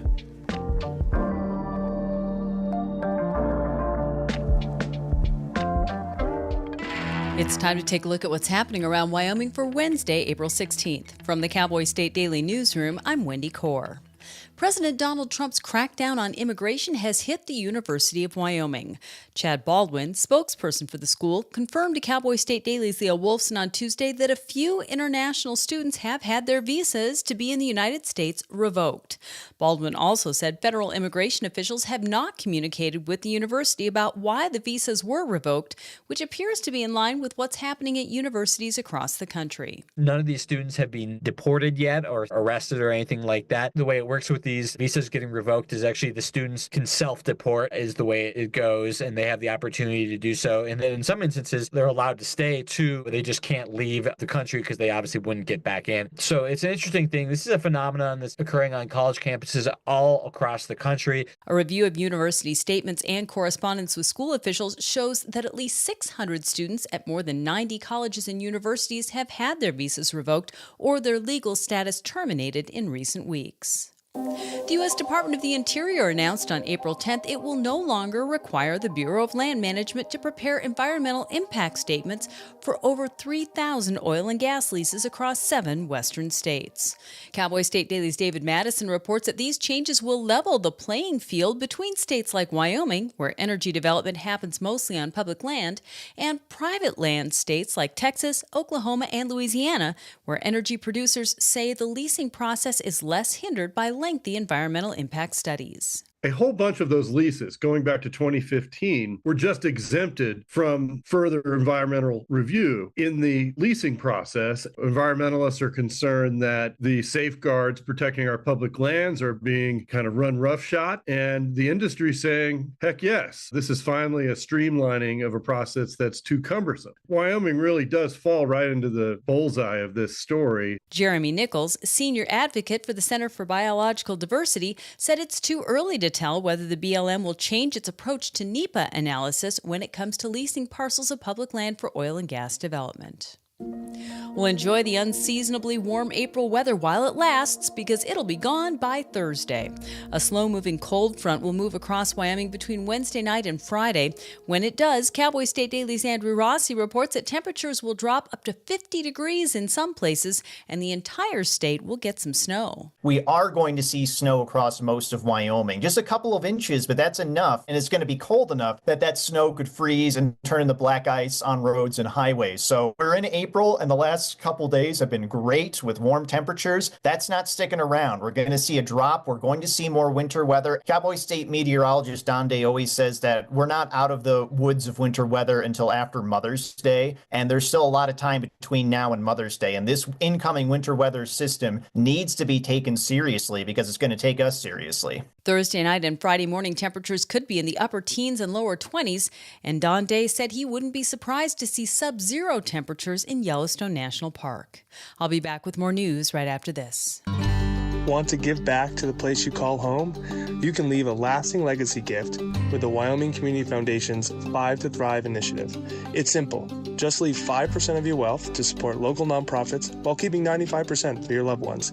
We like to call it Give Where You Live. Your gift stays right here, building a stronger and thriving Wyoming for generations to come. Visit wycf.org to learn more because a thriving Wyoming starts with you. That's wycf.org. When the first reported major human grizzly conflict this year, a man who was hunting for shed antlers in north central Montana shot and killed a grizzly, which he claimed charged him. Wildlife officials say the man was on a brushy hillside on Friday when he first spotted the grizzly, described as a 250-pound female thought to be about 13 years old. Cowboy State Daily's Mark Hines reports that as he was leaving the area, the bear charged him, so he shot and killed it. We've kind of reported on the grizzly activity up in that area. That's that general area where grizzlies have kind of been moving back out onto the prairies. Elk and deer start shedding or dropping their antlers this time of year, and that's a big favorite outdoor activity of a lot of people that go out and pick up the shed antlers. Well, the thing you have to be aware of, this also kind of corresponds with grizzlies coming out of hibernation. So the potential for conflict is there. The bear had no history of conflict with humans, according to wildlife officials. The agency didn't report whether or not the female had cubs with her or what type of firearm the man used.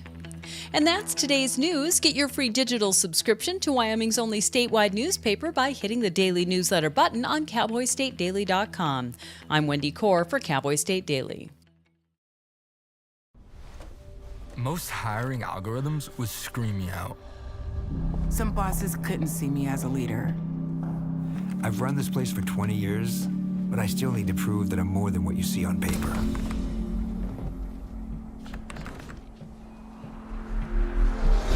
I've been running code as long as I've been able to reach a keyboard.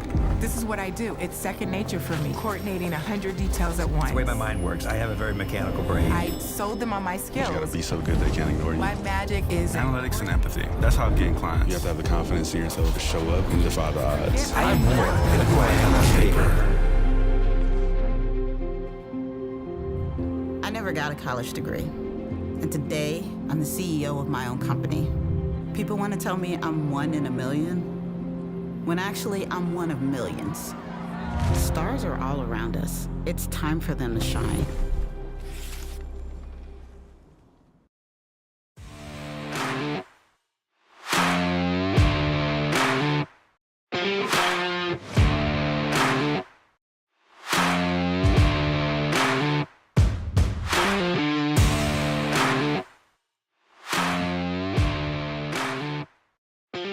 Back at it, the Cowboy State Daily Show with Jake. Thanks for spending your Wednesday with us as we work our way through this morning's stories.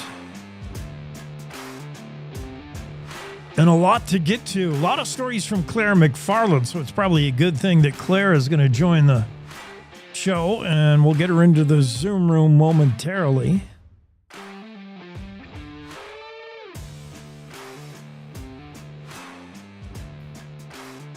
You just, I also want to, boy, I wish we had Mark. Tomorrow we'll have Mark Hines on, and we can ask him if he can get a little further into this incident in Montana when a Montana shed hunter, and if you're not familiar with that, that's a popular activity in the West, certainly in Wyoming, to go out and try to gather up antlers of elk, and I suppose mule deer as well, but primarily elk antlers that can be it can be a lucrative business, actually, if you do that for money. Sheds are a lot of people in the shed market, in the antler market, will pay you good money for sheds. But I that's the first thing I wanted to know when I saw hunter shoots charging grizzly bear in Montana. I always want to know what the firearm is. Like, what is it that stops a grizzly? Because you can't get big enough as far as a gun and a firearm to kill grizzly, or you have to be a really good shot. But Montana officials did not have that information available. Hopefully we can get that from Mark. Into the Zoom room, Claire McFarland. Claire, we need to book a whole hour with you to get all this to the stuff I want to get to. I want to go fast. There's a lot out there that I want to know from you, who especially when it concerns trial. And I know you're not following the foster dad, Dale Killingback, at least not professionally, journalistically, but Dale is on that. I kind of wanted to know a distinction about what just happened with one of the counts got thrown out. But let's move along to your stuff first, and you introduce us to the new crime fighter in Fremont County. Congrats to Micah Wyatt, who was chosen by Fremont County Commission to lead the prosecution charge in Fremont County, which sees its share of cases. Wyatt's going to be a busy guy. Yeah, a lot of people are like, oh, it's not that bad. I feel safe here. And it's true that you feel safe here because there's not really stranger crime. There's a lot of stabbings and assaults, generally among people who drink together, right? So don't drink with stabby people, and you're usually, and so that's why all the shade. People are like, crime is not that bad. No, it's not that bad because you're going to your job and you're going to Little League, and you're okay, and that's a good thing. We love that there's no stranger crime. Generally, I did cover a nasty kidnapping case that was like, whoa, just a stranger crime spree. But the reason I paid such close attention to that case is because it was such an outlier. And so, yeah, as longtime crime reporter who got her start in Fremont County, I can tell you that it's crimey. Yeah, crimey. And that quote is forever. I got to write that down. It's forever. Don't drink with stabby people. Don't drink with stabby people. I get it. No, exactly what you're saying is, much of the crime that derives out of Fremont County comes from Riverton, and it comes from probably predictable scenarios, as maybe we'll say, don't drink with stabby people. Some of the crime that Mr. Wyatt's going to have to be fighting is stuff like this. And here's kind of a disturbing former Riverton firefighter receives a prison sentence, 7 to 12 years Tuesday. I guess his MO was to be offering rides. In fact, it was kind of his side gig as well, which I love that the judge, I think it was the judge that pointed that out. Interesting how he wanted to be a taxi driver in his life after firefighter. But this man would offer rides to women and then and at an opportune moment kind of feel them up, allegedly, or do we have to say that anymore? We don't have to say allegedly. Oh, he good. pled guilty pursuant to Alford and was convicted. So even though he didn't admit to it, he was convicted in a court of law. So there you go. You don't have to say allegedly. Charlie Lawrence, 54-year-old, sentenced, and Judge Kate McKay said, good luck going forward. I can almost hear a little facetiousness in that, maybe. Oh no, she's very sincere. She's very sincere. But I enumerated that event, I guess, because it's always weird for me when they walk in plain clothes because they've been out on bond. They're generally a law-abiding citizen. They are productive and they're gainfully employed their whole life. So a lot of those people, even facing felony charges, are good candidates for bond, and then they can post bond because they've been employed their whole lives. And so they walk in like in their Sunday best, and it's always weird. It's not as weird when a guy comes in orange and shackles for sentencing, because you're like, okay, out from the jail, he came back to the jail, he goes, whatever. But when they walk in plain clothes, they've been out in the community for 9 months or whatever while the prosecution's ongoing, and then the deputies like converge. It has the air of like a prissy SWAT team almost, like a whispering SWAT team. For me, it's always weird. I totally get that. And you really do paint a vivid picture. There is a different mindset in that. And even maybe for the presiding judge who says, good luck going forward. Yeah, because it does feel different. When a guy's in the orange jumpsuit, you just figure, all right, you're going right back where you came from. This is and when he's all dressed up and then he gets there's more of a transition to it. Yeah. Yeah. It's very dynamic. But in this case, it sounds like we put away a bad guy, although his attorney said this is not who he is.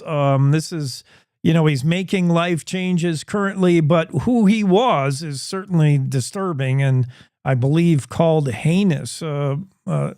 Is this the story where the judge said deeply, deeply shameful behavior, said the that's what the attorney conceded when talking about life circumstance. And I think, Judge McKay was fumbling to put her finger on why it was so disturbing when she's faced like worse sexual assaults and including, permanent injury damage. And so Riverton, as you know, has a lot of people who don't have their own transportation. A lot of people who walk all over the place or depend on rides. Right. And one of these women was leaving a meeting with her probation agent. And there's kind of a temptation, like, I'm going to get you some alcohol. And so Tim Hancock, the prosecutor, alluded to this. Like, they probably seemed to him like they were down on their luck and could be cowed by a little alcohol. And so maybe it's like,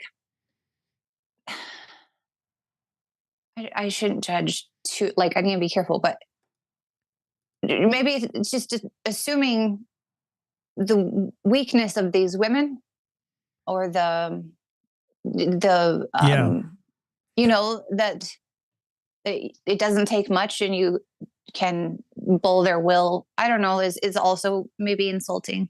Well, the judge in your story, the judge is quoted as also struggling with that, what feels like a premeditated, like preying upon. It's hard to put your finger on it, said the judge, on why it's so horrifying, but it's taking advantage of somebody who's down and plotting it and with intent, like to pose as a good Samaritan and then put hands on. Like, it's hard.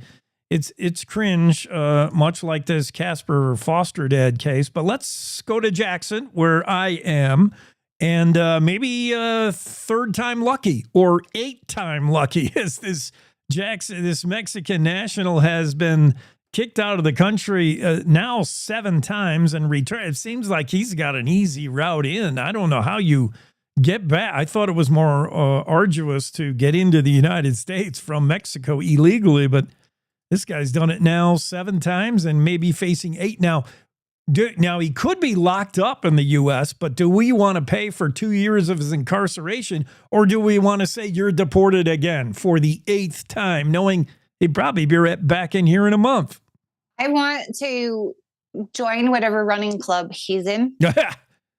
Okay. I want to take my running advice from. Right? This guy just runs through Arizona like it isn't even there, assuming he runs here. I don't know. Yeah, I don't know. That was a joke, but yeah. I feel like you ask about Dale. Sorry to pivot on you. Dale's trial, and I wasn't in the room, and I have not been paying close attention to that. I'm just letting him go. But oftentimes you get to trial and all the evidence is there. All the evidence that is constitutional, all the evidence that's fairly got, that's allowed is there. And everyone knows what's there, right? And the defense attorney who has a better grasp on all the evidence, because the prosecutor really has to give a more thorough explanation of what he's going to bring. He'll say, gosh, looking at these counts, Judge, this one, they don't have enough evidence for this one. They can't possibly convict on this one. So it's not even worth us hashing out in front of a jury. Can we dismiss this one? And then the judge will say yes or no. So that happens a lot during, yeah. So anyway, but yeah, Jackson, Not a lot to that one. I couldn't find the original charge, and so that leads me to guess. I didn't put it in the story because it's only a guess that the guy had an alias. Oh, yeah, could be. Because I couldn't find. I saw a person who was cited that day by Wyoming Highway Patrol for a windshield wiper violation. The other violations weren't listed on the case, but I saw the windshield wiper violation and completely different name, and I was like, I don't have enough parallels to connect the dots and say this one's the alias for the one that's now facing the 8th deportation. Could be Jorge Perez Romero, Jorge common first name, Perez, or Romero common surname. So yeah, could be, but yeah, we're looking at a guy who hasn't done anything horrible. It's not murder. He's got a shoplifting charge, and he drives without a license, like many illegals in Teton County. But yeah, facing maybe the 8th deportation of his young career.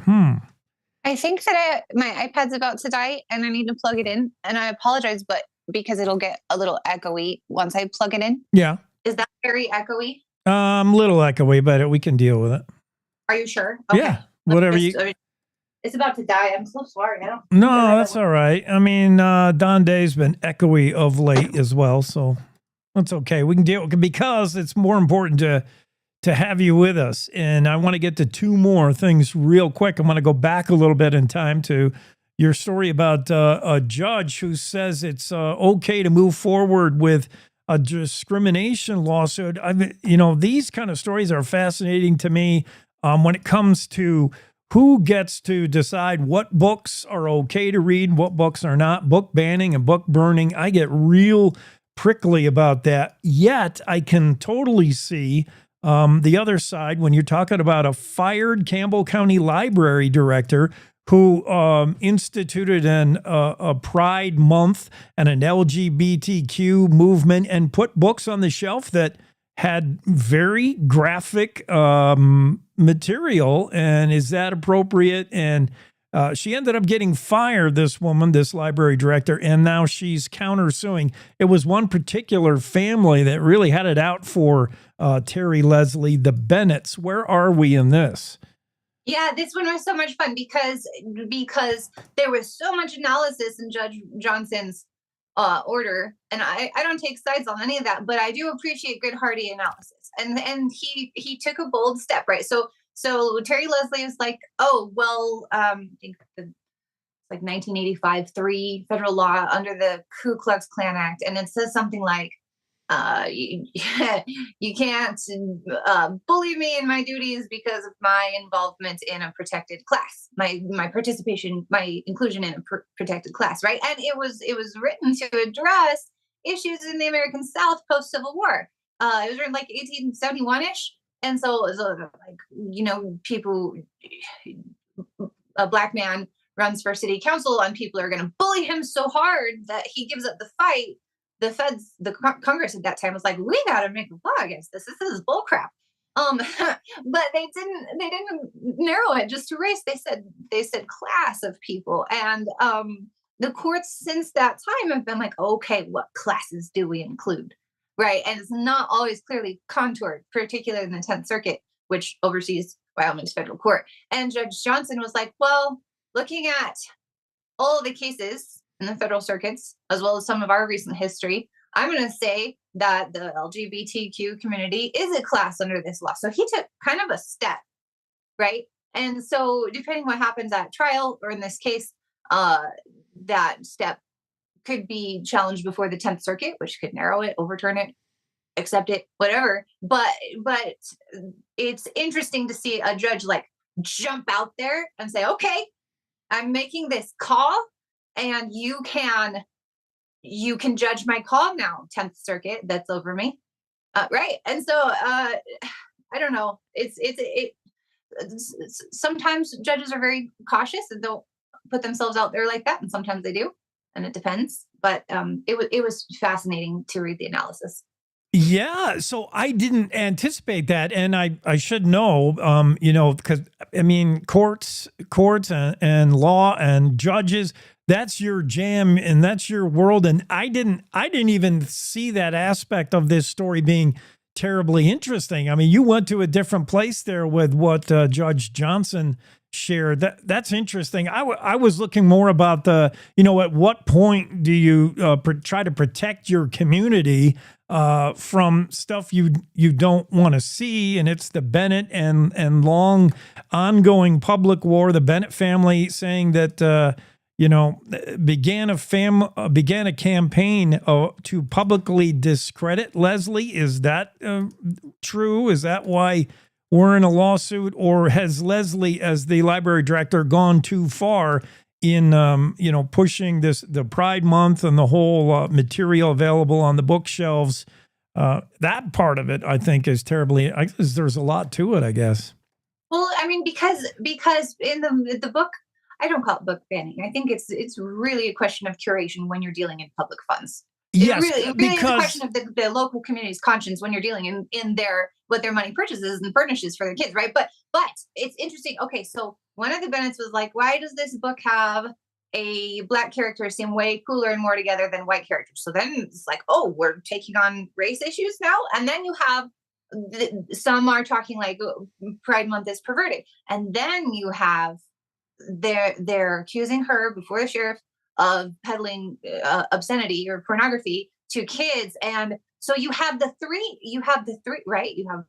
They're concerned about how race is presented in the books. They're concerned about how sexual orientation is presented in the books, and they're concerned about how graphic. And a lot of people get squeamish on one, two, or all three of those, but not everyone agrees.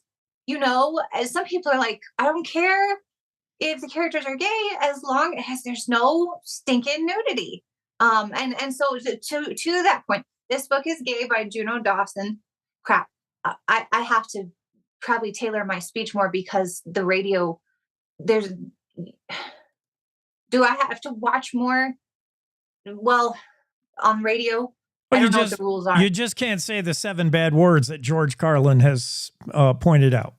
Okay, so very graphic instructions in this book is gay on how to deliver a certain kind of pleasurable act. Gratification, right? Yeah. Mm-hmm. Yeah.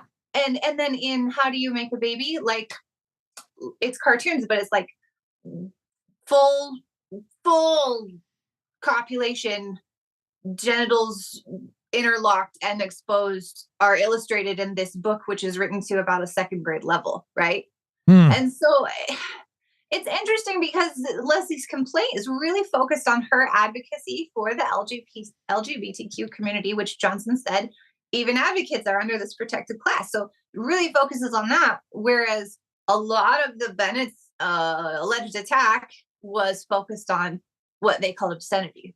Yeah, I'm more inclined to agree with the obscenity stuff when you look about the material, but that's a good distinction. Good to point out, Claire, about, we're not talking about book banning. Nobody is saying you can't go buy this book on Amazon. It's book curation. It's what's available to the public in a public library, as per the library director, who now is without a job, but the lawsuit moving forward against the Bennetts, the family that took up the cause, I guess, for the community. Interesting stories, Claire. We don't have time to get to the AI, the robot-driven train, where the engineer said, I told you so. Don't let the robot drive the train. But that was a good story, too. I appreciate it. Have a great Wednesday. Thank you as well. All right. Claire McFarland on the Cowboy State Daily Show. Fascinating stories from her, and always a lot to chew on, a lot to digest, deep stuff when you're talking about Claire McFarland stories, when you're talking about crime and justice and the court system.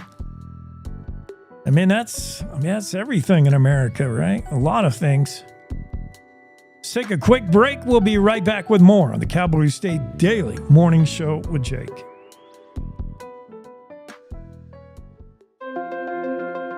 Wyoming is a big state. There's so much ground to cover, so many stories to tell. But the Cowboy State Daily News team is up to the challenge. I'm Wendy Core, host of Cowboy State Daily Video News. Whether it's politics in Cheyenne, energy issues in the Powder River Basin, or grizzlies in Yellowstone, our talented crew of experienced journalists are out there finding and telling the stories that matter. What's the best restaurant in DuBois? Renee Jean checks it out. What's the most recent Supreme Court decision mean to our everyday lives? Claire McFarland explains. How is the upcoming elk hunting season shaping up? Mark Hines lets us know. Every day, I talk to the reporters who are covering the topics, issues, and people that are important to Wyomingites, and in our daily newscast, I bring you those stories. Tune into the Cowboy State Daily Video Newscast every morning, only on CowboyStateDaily.com. This is the Cowboy State Daily Radio Network. We all make choices. When it comes to alcohol, kids make choices whether to drink or not. Bye, Dad. Bye-bye. Remember, I'm going to Alex's party tonight and sleeping over. Have fun. Hey, have a seat for a second. Remind me about that party again? Alex is just And adults make choices whether to talk about it.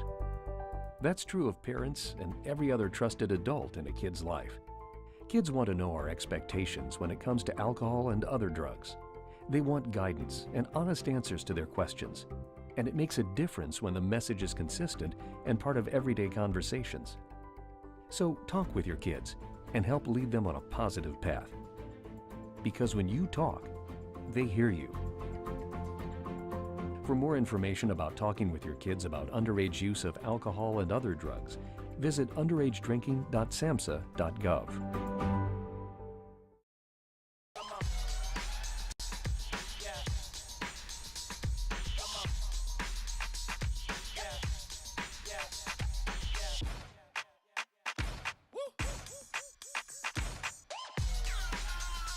You're not going to get it all right. Just make sure you nail the big stuff, like making sure your kids are in the right seat for their age and size. Get it right at nhtsa.gov/the-right-seat.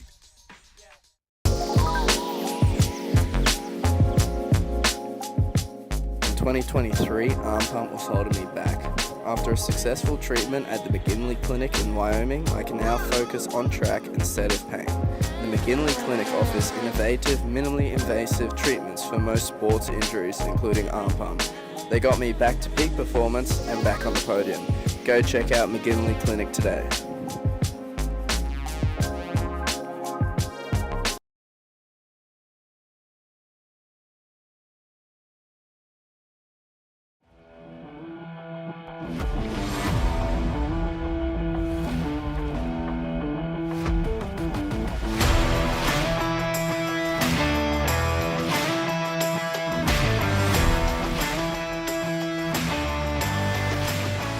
Cowboy State Daily Show with Jake. Let's get to it. Big thanks to Claire McFarland for popping on with us moments ago. Very insightful, enlightening. I was going to share this with Claire, but I forgot, and we were out of time. Claire is, in addition to being a great journalist, she's also a mother of a batch of boys, a legion of boys, and that can't be easy. Parenting is not easy, as many of us know. It's a challenge. The whole adulting thing and parenting and being a mom, especially of boys. Whew, I read this and I thought I would share it with Claire, but I never got a chance. So Claire, hopefully we'll get this to you somehow. Being a mom is like jumping out of a plane with a bunch of other people who don't know how to open their own chutes. So you fly around on your descent to Earth doing it for them. And then you hit the ground without having time to deploy your own chute. But you don't die. You get up and make dinner. That's being a mom in this day and age. And Claire, who just shared the quote of the year with us, when it comes to crime in Fremont County. Is it really crimey in Fremont County? She said, well, maybe don't drink with stabby people. I hear you. Maybe not. Let's do a little bit of this day in history. This day is April 16th. Are we up to April 16 already? I guess so. April's just flying by. Here's what happened on this day in history. Yesterday, did I do this day in history yesterday? Because I don't recall mentioning it was the day that Jackie Robinson debuted in Major League Baseball. I think it was this day yesterday in history, and I don't remember doing that. But anyway, here are the things that happened today, April 16th. U.S. Senate ratified the Rush-Bagot Amendment to form an unarmed U.S.-Canada border. This day, 1818, U.S.-Canada border, a little more contentious these days. 1851, this day, Clarence D. Clark was born in Sandy Creek, New York. Clarence Clark was a lawyer, a teacher, and he practiced law in Iowa in the late 70s, 1874 to 1881, and then moved to Wyoming, where he practiced law in Evanston and served 2 terms as Wyoming's congressman beginning in 1890, and then later served as senator from 1895 through 1917. So happy birthday today to Clarence Clark. This day, 1864, Tom Harris. Plants near I don't even know what that means. Moving on. Discovery of new oil and gas deposits took place this day south of Rawlins, 1890. 1922, this day, in the days leading up to today, we've been telling you about what was starting to bubble over, and that's the Teapot Dome scandal. If you don't know about this, it was a significant time in Wyoming history in the early 20s. It was a couple of days ago that I believe it was the Washington Post. No, it was the, what's the financial paper? The the Wall Street Journal. I think it was the Wall Street Journal that broke the news a couple of days prior, but it was finally this day in 1922 that Senate investigation began. Senators said, we got to look into this Teapot Dome scandal. It was this day in 1922. April 16th, 1948, oil-producing exporting countries is founded. That's, of course, OPEC. That cartel was formed this day in 1948. This day, 1969, several places in Wyoming received distinction as a national historic place. I don't know what happened on this day in 1969 other than to call it a data dump. On this day, Medicine Wheel designated as a National Historic Place, as was the Miller Cabin near Jackson, as was Fort Bridger, Fort Steele, Meaner's Ferry, the famous ferry across the Snake River in the Jackson Hole area, Union Pass right outside of Du Bois. All these places were added to the National Registry of Historic Places on this day in 1969.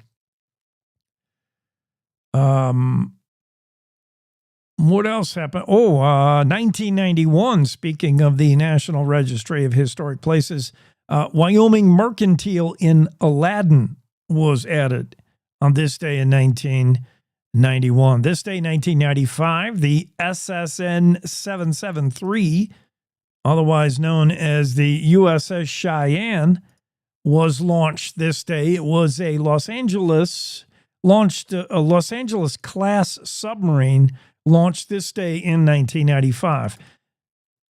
On this day in 2008, Cheyenne, the Romeo Entertainment Group, filed a lawsuit in federal court against Shark, Showing Animals Respect and Kindness. This nonprofit group had The lawsuit contended that this group had used false and misleading information as well as threats of negative publicity in its effort to persuade entertainers to cancel their performances at Cheyenne Frontier Days Rodeo. This happened back in 2008.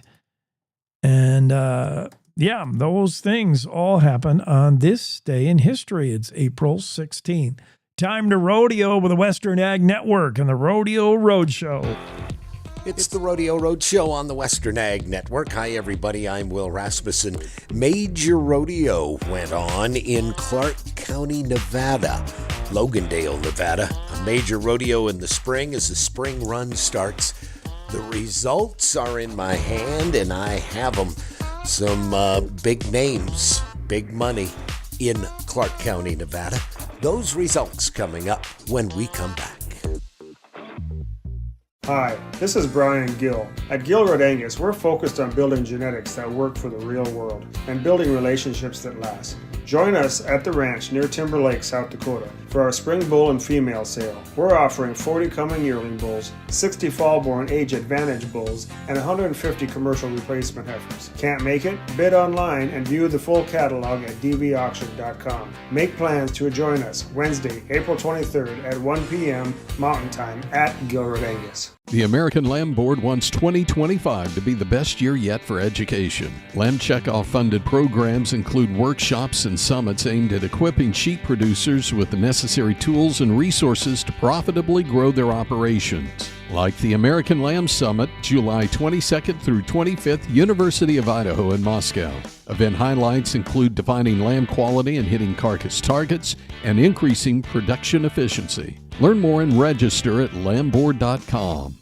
Logandale, Nevada begins the West Coast run in the spring as all eyes now are on California as San Angelo, Texas will wrap up this week. And the results of Logandale, Nevada in the bareback riding, Cole Franks and Tilden Hooper split the win there at the big show in Nevada. Steer wrestler Stetson Jorgensen of Idaho, the steer wrestling champ. In the team roping, it's Jake Smith and Douglas Rich winning the team roping event. Shea Fournier of Louisiana rode Sankey Pro Rodeo and Phenom Genetics world champion bucking horse named Black Tie, 92 points to win the bronc riding. Brazilian world champion tie-down roper Marcos Costa wins the tie-down roping. There's Tricia Aldridge on top of the barrel racing standings. And in the breakaway roping, Josie Connor of Louisiana. She just won Houston a few weeks ago. Man, she stays hot in the breakaway roping. And world champion bull rider Kai Hamilton from Australia, 90 points to win the bull riding. A half a point of his great friend and also a world champion and traveling partner, Stetson Wright. Logandale, Nevada. Big cash cow in the springtime on the Rodeo Roadshow. I'm Will Rasmussen on the Western Ag Network. We're back. Cowboy State Daily Morning Show with Jake continues. Yeah, thank you, Will. Thank you, Western Ag Network, for the Rodeo Report. And good to know what's going on out there in the world of rodeo as we start to crank up the spring season here in Wyoming. High school rodeo gets underway, the spring first rodeo of the spring down at Rock Springs this weekend, and I'll be there to cover that whole situation. That's going to be a lot of fun to catch up with the kids. There was a fall rodeo season in Wyoming that seems like it was just yesterday. Then we had the long winter break, and now we're back at it with spring rodeo. Excited to get back to it. This story from Mark Hines pretty cool, but it's very visual, so I understand on radio if it doesn't really play for you or if you're enjoying the podcast and you're not seeing the visual. So I urge you to go to cowboystatedaily.com where you can see the photographs and the video of this story. It's Mark Hines' story about a famous Yellowstone wolf pack that was caught on tape, as they say, on video, of trying to take down a bison calf, and they were unsuccessful because the calf and its mother were able to run to the safety of other bison, and together all those bison held off the violence by the wolves. There was a lot of wolves in the photograph that I'm looking at. There's probably 11 wolves in the frame, and I think that's how many are in this certain pack that Mark Hines is talking about. It's just interesting to see nature play out. Sometimes gruesome to watch nature play out, for sure. But Mark Hines has a story about the Junction Butte wolf pack that's kind of a famous, one of the more famous wolf packs, and we'll tell you why in a moment. But that wolf pack attempted to take down a calf, a bison calf. Wolves have had to turn to bison more and more in recent years as a source of food, mainly because elk are really leaving Yellowstone. It's hard to find elk, certainly in winter. I mean, the elk do not winter in Yellowstone National Park very successfully anyway. They migrate where the bison do not, for the most part. And even in summer, the elk are not really... I mean, there is a pretty good elk herd. I don't know the numbers. I want to guess like 4,000-ish total elk might be in Yellowstone National Park. I'm just guessing. I know in the Jackson Hole Yellowstone herd, the elk numbers are around 11 or 12,000 total, and maybe 8,000 of those in the Jackson Hole area, and maybe 4,000 of those in Yellowstone in the summer. In the winter, it's hard to find an elk anywhere in the park.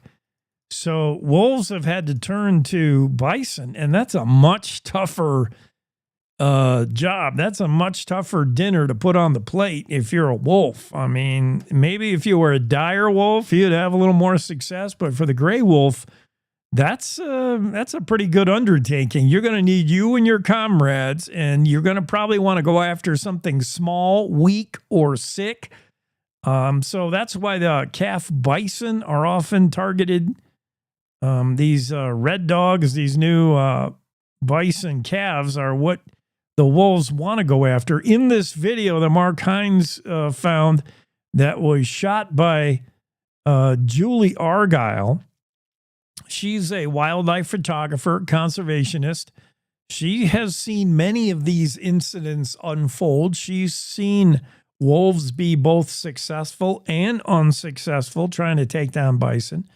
She watched the whole thing unfold. She caught a video clip of the moment when the wolves saw their chance and went for it, and she got the whole thing on video. It's pretty fascinating what she was able to get, and basically it shows wolves taking a shot at, shooting their shot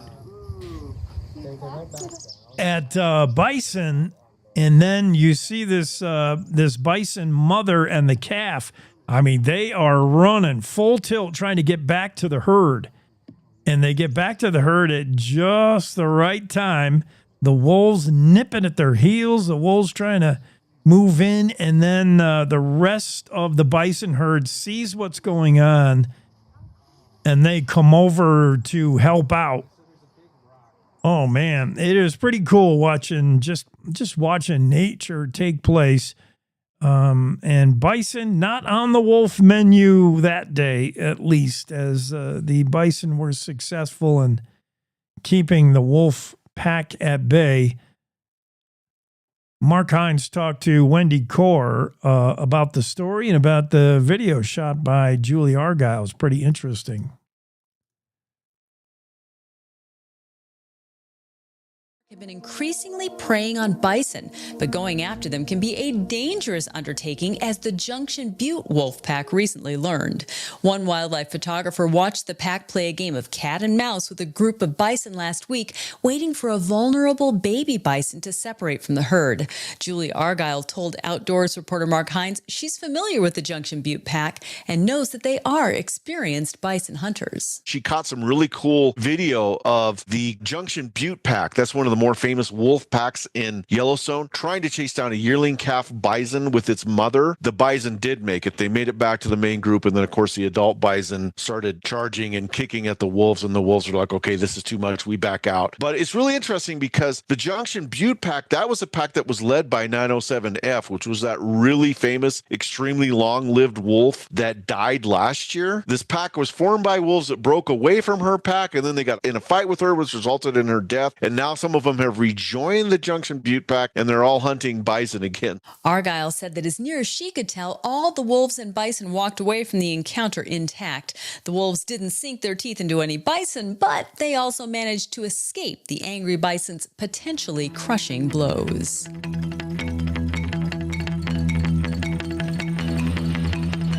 Yeah, really cool watching nature happen. I mean, it's, Yellowstone is like a episode of National Geographic. It's graphic sometimes. And yeah, big thank you to Julie Argyle for sharing that video with Cowboy State Daily, and Mark Hines offering some insight by talking to, for instance, National Park Service wildlife biologist Dan Stoller.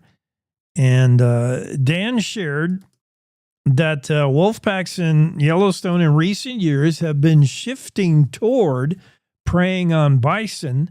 And it's due partly because of shrinking elk numbers in the park's northern region. We've been talking about that. Wolves risk injury or death when they hunt any large animals, but with bison, Stoller said the risk factor increases dramatically. And the way wolves win when it comes to wolf versus bison is their persistency. Stoller said wolves are persistent. A bison kill is usually a long-lasting event.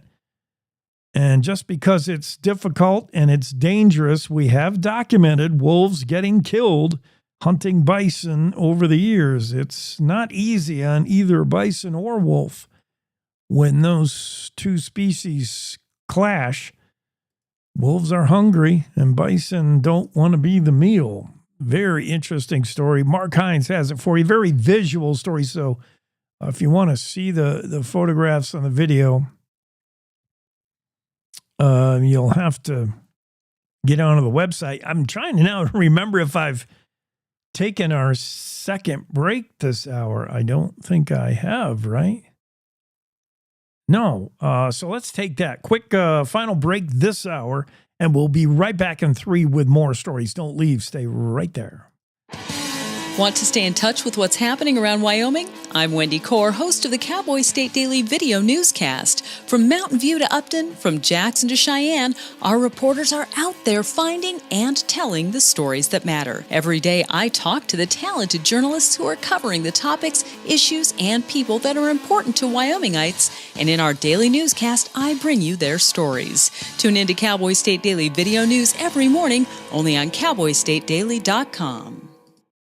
Wyoming is a big state. There are so many stories to tell, and here at Cowboy State Daily, we pride ourselves in bringing those stories to you every day. I'm Riley Strand, videographer and production assistant for Cowboy State Daily Video News. Every day, host Wendy Core and I talk to the experienced journalists who are covering the topics, issues, and people that are important to Wyomingites. And in our daily newscast, we bring you their stories. Tune in to Cowboy State Daily Video News every morning, only on CowboyStateDaily.com. You're listening to the Cowboy State Daily Radio Network. Who can you turn to for news you can trust? Your local TV and radio broadcasters. You trust us to keep you safe during times of crisis and to deliver the weather, sports, and entertainment you rely on every day. We bring you the facts you need to make decisions that matter. And as misinformation floods social media, you can trust your local stations to deliver the truth. Text TV to 52886 and tell Congress you rely on your local stations for trusted news. You handle the healthcare, we'll handle the marketing. In need of a spark for marketing your medical practice? Loom Studio provides creative and strategic healthcare marketing that illuminates the path to bigger and better experiences for your business and your patients. We specialize in branding and design, social media, website design, SEO and SEM, not to mention content creation, public and media relations, and marketing metrics to ensure you're getting results. If you're looking to increase your patient engagement and retention, enhance your community impact, and streamline your marketing efforts, our team is ready to help you achieve your goals. Contact us today and learn more at loomstudio.com.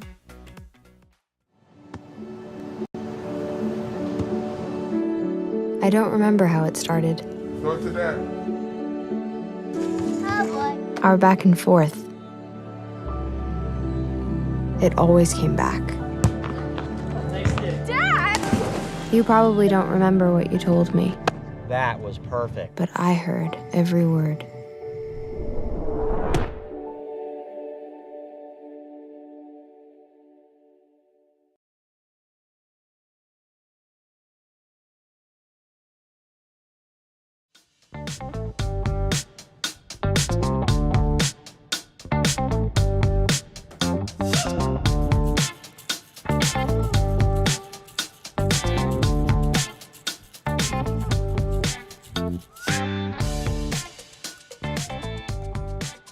All right, we're going to check out this story and stay with me because I'm going to jump around all over the place. I feel it coming.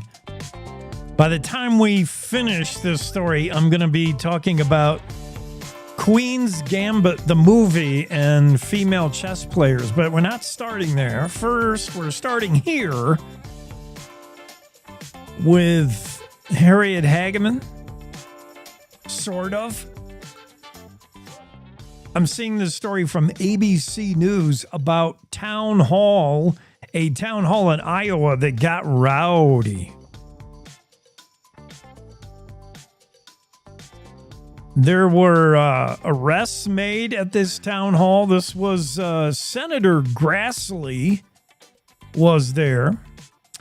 Representative Marjorie Taylor Greene had a town hall in her district in Georgia where 3 people were removed from the event. There was tasers deployed, and all this reminds me of what went on in Wyoming. We were on the front end of this. We already did this. Standing room only, a small city hall building, Fort Madison, Iowa. Constituents overflowing out of the sidewalk outside for a chance to talk with Iowa Republican Senator Chuck Grassley, pressing him on their concerns with the Trump administration's deportation operation. They wanted to talk tariffs. They wanted to talk about government overreach. Trump did this, Trump did that. How do you answer to that? Why won't you do your job, Senator? Folks wanted to know. This all happened in Fort Madison, Iowa. Republican Senator Chuck Grassley facing the heat, and things got wild. Arrests made, tasers deployed, and it just sounded very much like what happened in Wyoming with Representative Harriet Hageman, who likes to conduct these town halls throughout the state, and they got increasingly contentious. You had one in Star Valley where you had bust-in liberals from Jackson that wanted to get rowdy. You had one down there in Sweetwater County that got out of hand. The one in Laramie got nuts. And then finally, Congresswoman Hageman said, that's it. I'm not doing these anymore. These are getting dangerous. I mean, credit her. She stood up and took the heat, faced the heat for 3 of them at least that got pretty raucous, and then just announced, from now on, I'm doing the town halls virtually because you people can't behave. And now we find out the same thing's going on across the nation. This is where we're at now with politics. This is where what we're doing. We're upset with what's going on with Trump and POTUS, and we're taking it out on any local politician we can find. Iowa Republican Senator Chuck Grassley facing the heat at a town hall. And then we go over to Representative Marjorie Taylor Greene, who has been kind of a lightning rod herself for trouble. And she had a town hall in Georgia in her district when 3 people had to be removed from the event minutes after it began. So Wyoming, much like the rest of the nation with these town halls and these politicians, Marjorie Taylor Greene, and here's why I'm going to get to Queen's Gambit and female chess players. Marjorie Taylor Greene, whenever I hear her name in the news, I always confuse her with Anya Taylor-Joy, the actress. I don't know why. It's the middle name Taylor, I guess. I don't know if it's a middle name or just another last name, but Marjorie Taylor Greene, whenever I hear her name, she's the politician, the rep, and I always think of Anya Taylor-Joy, the actress, who, among many of her credits, the British-American actress, she is the star in The Queen's Gambit that came out in 2020. And when we're talking about the Queen's, and by the way, it just happens to be Anya Taylor-Joy's birthday today. So happy birthday, Anya. You probably, if you saw her, you'd know her. You'd recognize her. I'll share a photo for those of you on the podcast. Oops, not the Zoom room. Yeah, Anya Taylor-Joy, happy birthday today, April 16th. And Queen's Gambit, the movie, I haven't seen it, but I know what it's about. It's about, in large part, a female chess player before her time, before women were even allowed to hang out with the chess masters, or before women were even considered to be chess professionals, which now leads me to and reminds me of, we're going to have our own Queen's Gambit on the show this Friday. We're going to talk to Susan Polgar, who is considered one of the greatest female chess players the world has ever seen. We're going to have her on the show Friday. I'm so excited. She was born into a poor Jewish family in Cold War Budapest and went on to become the only woman inducted into both the U.S. and World Chess Hall of Fame. And she's going to be on the show Friday. So our own Queen's Gambit is going to be on the show. Our own Anya Taylor-Joy. It's so exciting. That's coming up Friday on the show. Get ready for that. This could be pretty cool. I didn't want the ESPN thing, but maybe if you consider chess a sport, that works. I didn't want that either. I want just, kind of a, all right, that'll work. Just some kind of a sounder to get me out of this hour. News is coming up next. We'll see you on the other side as you're enjoying the Cowboy State Daily Show with Jake.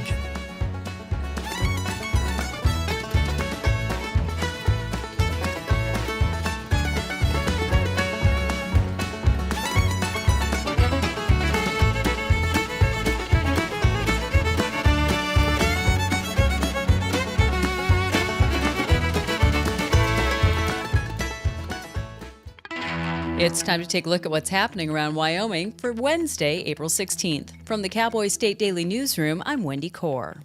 Federal deportation authorities Monday arrested a Mexican national in Teton County who's been removed from the U.S. 7 times in the past 20 years. Cowboy State Daily's Claire McFarland reports that Jorge Perez Romero could be removed from the country an 8th time if he's convicted of illegal reentry, which is what Wyoming Assistant U.S. Attorney Cameron Cook charged him with on Friday. Illegal reentry is a deportable offense. So even though it says, we can put you in prison for up to 2 years if you're convicted of this, a lot of times I see them deport guys. And so this one, he's got ties to Teton County that date back to 99, but according to the affidavit, he was just like removed for a stretch there in the early 2000s, sometimes multiple times a year, and is now facing removal once again if convicted. Perez Romero is set for a Wednesday hearing in Casper's U.S. District Court for Wyoming. Star Plunge in Thermopolis shut down in mid-January after a dispute between the state and its operator. But the legal limbo that's been keeping Star Plunge closed is having a negative effect on tourism in Hot Springs County. Audra Dominguez, a member of the Hot Springs County Travel and Tourism Board, told Cowboy State Daily's Renee Jean that numbers for lodging taxes are down about $4,000. Maybe that's not all due to the Star Plunge. There are other things kind of going on there. They lost a campground that became a Dollar General store, some of those kind of things. Some of the folks in Thermopolis are questioning, yeah, sure, we understand there's a dispute between the state and the owner. We get that, but do you have to keep it closed? Can't it be open during this ongoing legal case? The park is one of the state's most popular, drawing between 1.2 and 1.9 million visitors a year. And state officials have said previously they believe the park could be a much bigger draw if it had the right updates. Wolves in Yellowstone National Park have been increasingly preying on bison, but going after them can be a dangerous undertaking, as the Junction Butte wolf pack recently learned. One wildlife photographer watched the pack play a game of cat and mouse with a group of bison last week, waiting for a vulnerable baby bison to separate from the herd. Julie Argyle told Outdoors reporter Mark Hines she's familiar with the Junction Butte pack and knows that they are experienced bison hunters. She caught some really cool video of the Junction Butte pack. That's one of the more famous wolf packs in Yellowstone, trying to chase down a yearling calf bison with its mother. The bison did make it. They made it back to the main group, and then of course the adult bison started charging and kicking at the wolves, and the wolves were like, okay, this is too much, we back out. But it's really interesting because the Junction Butte pack, that was a pack that was led by 907F, which was that really famous, extremely long-lived wolf that died last year. This pack was formed by wolves that broke away from her pack, and then they got in a fight with her, which resulted in her death, and now some of them have rejoined the Junction Butte pack, and they're all hunting bison again. Argyle said that as near as she can tell, the wolves and bison walked away from the encounter intact. The wolves didn't sink their teeth into any bison, but also managed to escape the angry bison's potentially crushing blows. I'll be back with more news right after this. Want to give back to the place you call home? You can leave a lasting legacy gift with the Wyoming Community Foundation's 5 to Thrive initiative. It's simple. Just leave 5% of your wealth to support local nonprofits while keeping 95% for your loved ones. We like to call it Give Where You Live. Your gift stays right here, building a stronger and thriving Wyoming for generations to come. Visit wycf.org to learn more, because a thriving Wyoming starts with you. That's wycf.org. Well, the Laramie County Sheriff's Office set up a closed-course lawnmower driving demonstration at Cowboy State Daily's offices in Cheyenne last December to show the effects of impaired driving in real time. Now, Laramie County Sheriff Brian Kozak told Cowboy State Daily's Leo Wolfson that the demonstration will be presented at the International Association of Chiefs of Police's Impaired Driving and Traffic Safety Conference in August. We had a well-known columnist, Rod Miller, drive a lawnmower through a course of cones while getting increasingly more and more drunk. He did this under the supervision of Laramie County Sheriff's Office deputies. The response that Sheriff Brian Kozak has received from hosting this event in the Cheyenne public has now moved on to a national stage. The presentation will be part of a class the Sheriff's Office will be conducting called The West Wasn't Won by Sitting on Your Porch: Effective Strategies for Leadership in Traffic Safety. And that's today's news. Get your free digital subscription to Wyoming's only statewide newspaper by hitting the daily newsletter button on cowboystatedaily.com. I'm Wendy Core for Cowboy State Daily. When it comes to making plans, you are the best. Those 9 months were also 273 days of planning. What about your daughter's first costume party? It was out of this world. And let's not forget those barbecues you plan in detail for your family and your more vegetarian by the day best friends. That surprise party for your parents' golden anniversary? You get the golden planning. The same way you plan each detail for those moments, start planning to protect you and your loved ones from a natural disaster. Sign up for local weather and emergency alerts. Prepare an emergency kit and make a family communications plan. Protecting your family is the best plan you can make.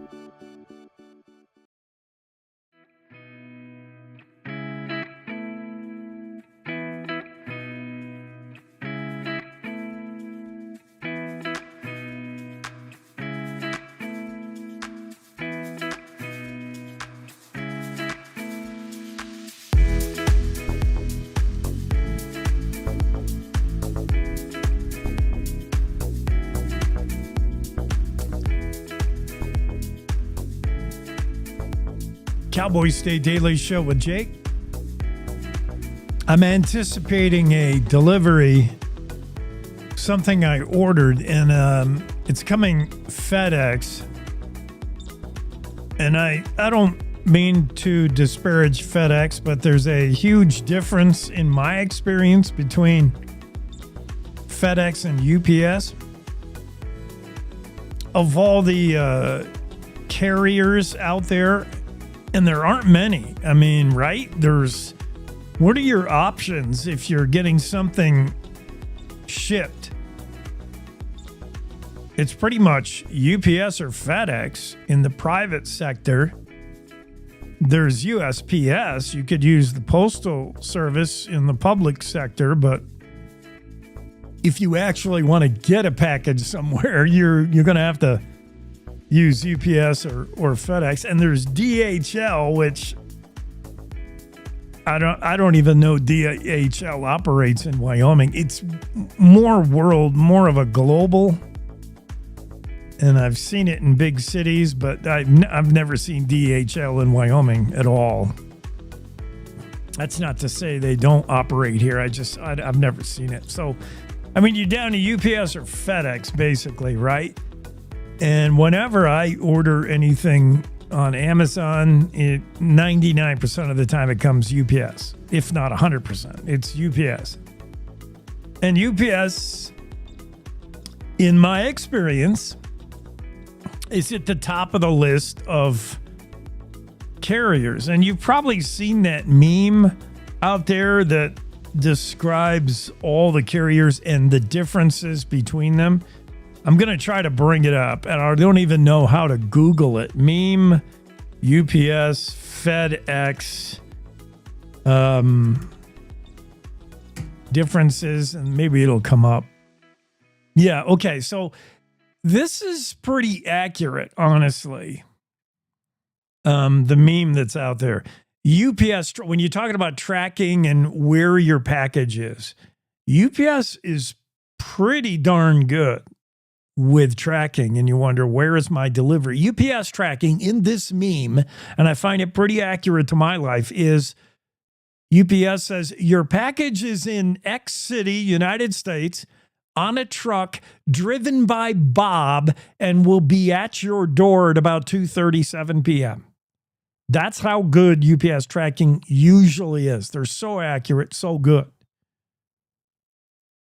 Where the next echelon, the next level down, in my experience, and in this meme, which I think is exactly accurate, FedEx says your package is somewhere and you'll get it when we give it to you. That's about accurate. If you do any tracking of the FedEx package, they're just not as good as UPS with the technology, and they're not as transparent. UPS, your package is here in this city on a truck driven by Bob, and it'll be at your door at 2:37. FedEx, your package is somewhere and you're scheduled to get it when we deliver it. Okay. Next level down is, of course, the post office, USPS. What package? That's about right. And then Amazon. Amazon/Facebook, which is not a deliverer of anything, but Facebook is so connected with Amazon and vice versa. It's scary how much they know about you, right? I mean, Amazon/Facebook level of, in this meme, is we are inside your apartment. We are inside your brain. We know you didn't order this yet, but we know you will. We anticipate you will want this, so it's on the way. That's kind of the Amazon/Facebook delivery process. They so figure out what you're thinking. It's scary.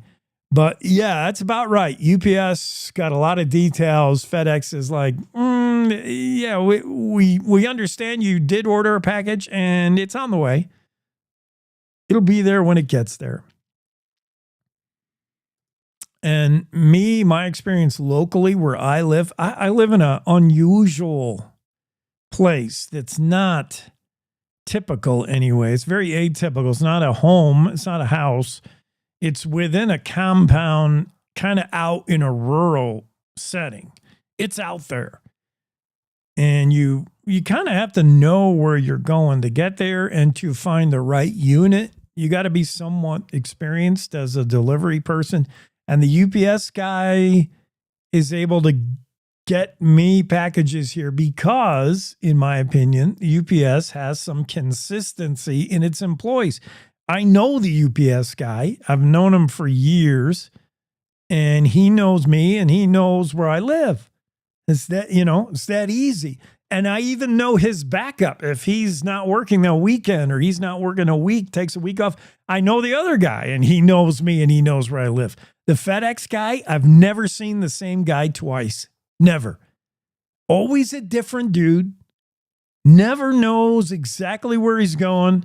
The only reason I know a package is coming from FedEx is I watch him drive by like 8 times trying to figure out where is this dude?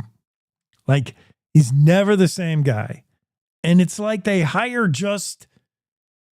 I don't know what they do. They randomly just pick a guy and say, you're the FedEx guy today, this week. And it's evident.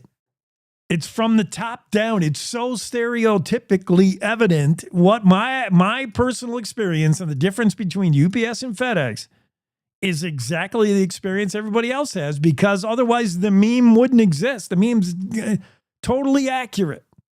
Is it accurate for you?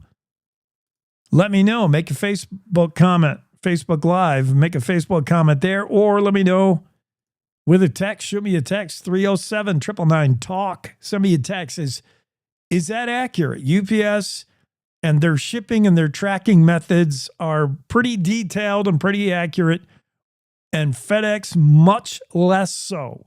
Is that your experience? 307-999-TALK, 307-999-TALK. Send me a text. Let me know if that's the case, because it is for me. And it's as easy as, number one, your IT, your software. If you're FedEx, how hard is it? I know FedEx has, in the past, delivered successfully a package to me. It's rare. It's like 1 out of 10 times they're able to find the right place. 3 out of 10 times they delivered to my neighbor or somebody nearby by mistake. And then they send a photograph of it and show me where they left it. And then the other 5 out of 10 times it never gets here, ever. Is that your experience? Let me know. We got to change our thought. We got to shift gears, because we do get an appearance from Leo Wolfson, which is catch can Wolfson. Leo, what's going on, man? I'm glad you're here. Yeah, sorry, Jacob. I missed you the last couple of weeks, but it's good to be back. And I'm sure we got lots to talk about. Oh, how was your trip, though? First off, it was so good. I mean, I literally, when I vacation, if it's the spring break vacation that I take, it is with the intent of doing nothing. Like, I don't go on adventurous trips and do all this, like, skydiving and zip lining. I just go and turn off. Sometimes you got to do that. There's a lot to be said for that. Yeah. So that's what I did. It was 2 weeks of having people bring me alcoholic drinks as my only decision for the day was, how often do I get in the pool? Am I hot enough to go get in the pool again, or the ocean? Oh, it was great. It was a good recharge, and here we are back. How about you? Did you awesome. Get through the? Was Shireen? Did you talk to Shireen? She's awesome. Shireen was awesome. Had a great time with her. Everybody, just enjoyed it. Enjoyed it thoroughly. I think we have we got good backups for you, Jacob, and we're in a good spot. Yeah, I like it. So when you just popped in, we were talking about, for whatever random reason, the difference between UPS and FedEx and USPS, and the meme that's around that I think is terribly accurate. UPS seems to be very detailed in its tracking and its delivery system. They know where your package is, what city it's in, who's bringing it, and when. FedEx, less so. Yes, we will acknowledge you've got a package coming. It'll be there when it gets there. And USPS is like, what package? Yeah, never heard of it. Right. Has that been your experience pretty much? Pretty much. In fact, I had actually a personal encounter with this yesterday. So we were not receiving a single article of mail for an entire week. Just got nothing, absolutely nothing, with no explanation. That's bizarre. There's no reason for it. So I went into the post office yesterday, and then inexplicably on Monday, we got 3 pieces of mail that were all actual real mail. This is not junk mail. This was real good mail. So we thought, okay, but it's weird that we didn't get any junk mail. So where's all our junk mail? I think it's the first time in history anyone's asked, like, give me my junk mail. I want my junk mail. Yeah. But anyway, so I go in because I was just suspicious, and I ask her, like, what's going on here? Like, why didn't we get our mail? And then why did we not get any junk mail?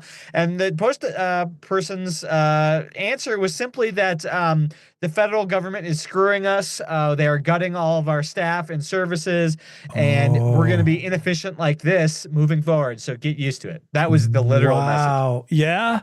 Yeah. That is, oh my goodness, that is really happening. That's rubber meets the road in policy change. That is really happening. You know what? We're seeing the same thing at a university close to home.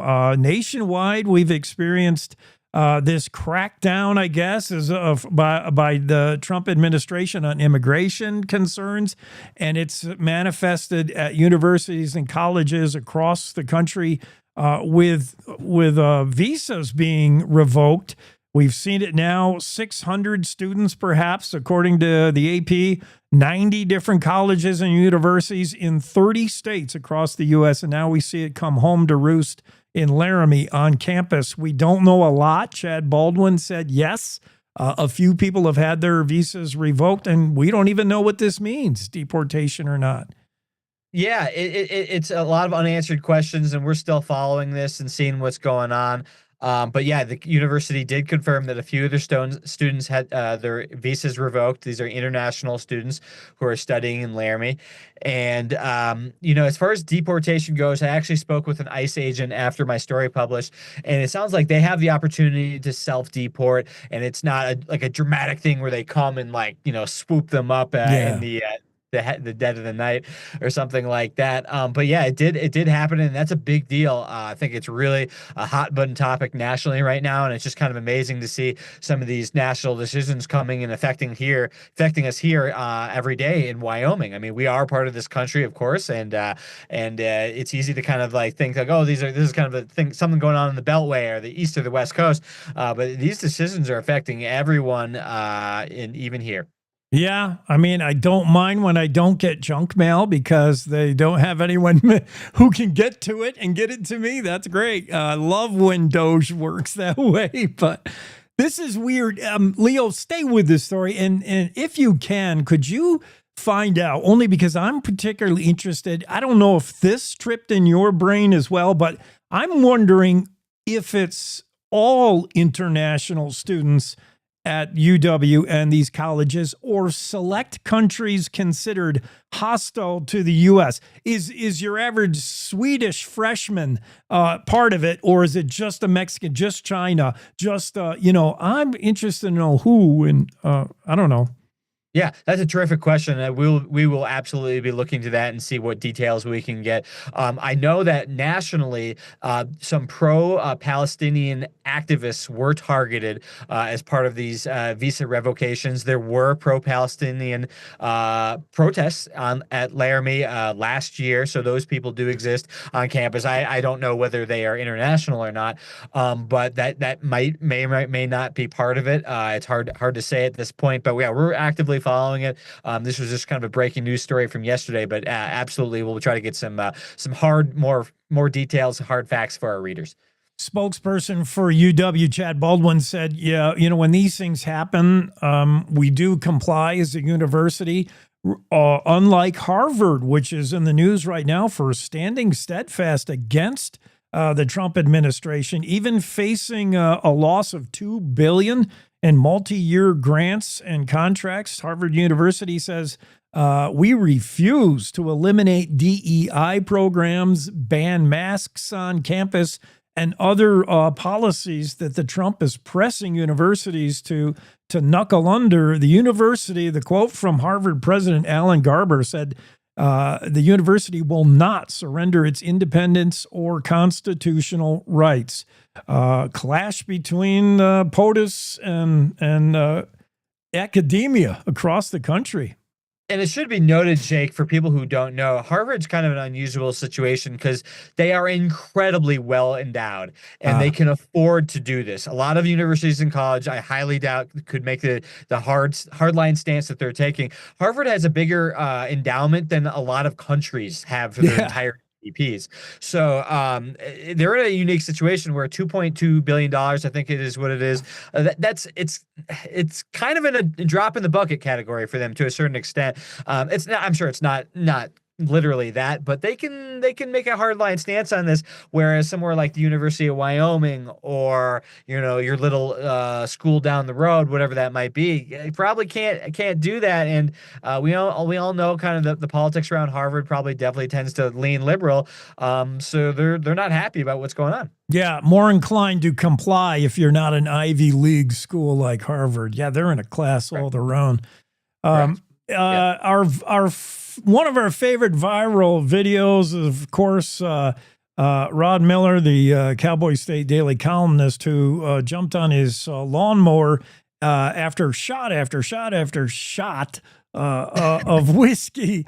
And, it was a degradation in his performance. Certainly. It was fun, but it was a fun take on a serious matter, and it's drunk driving. And it's something you would expect from Laramie County Sheriff Brian Kozak, who was on the roundup with Wendy Gorgeous this last weekend on a podcast. He's our favorite sheriff. He does things a little differently.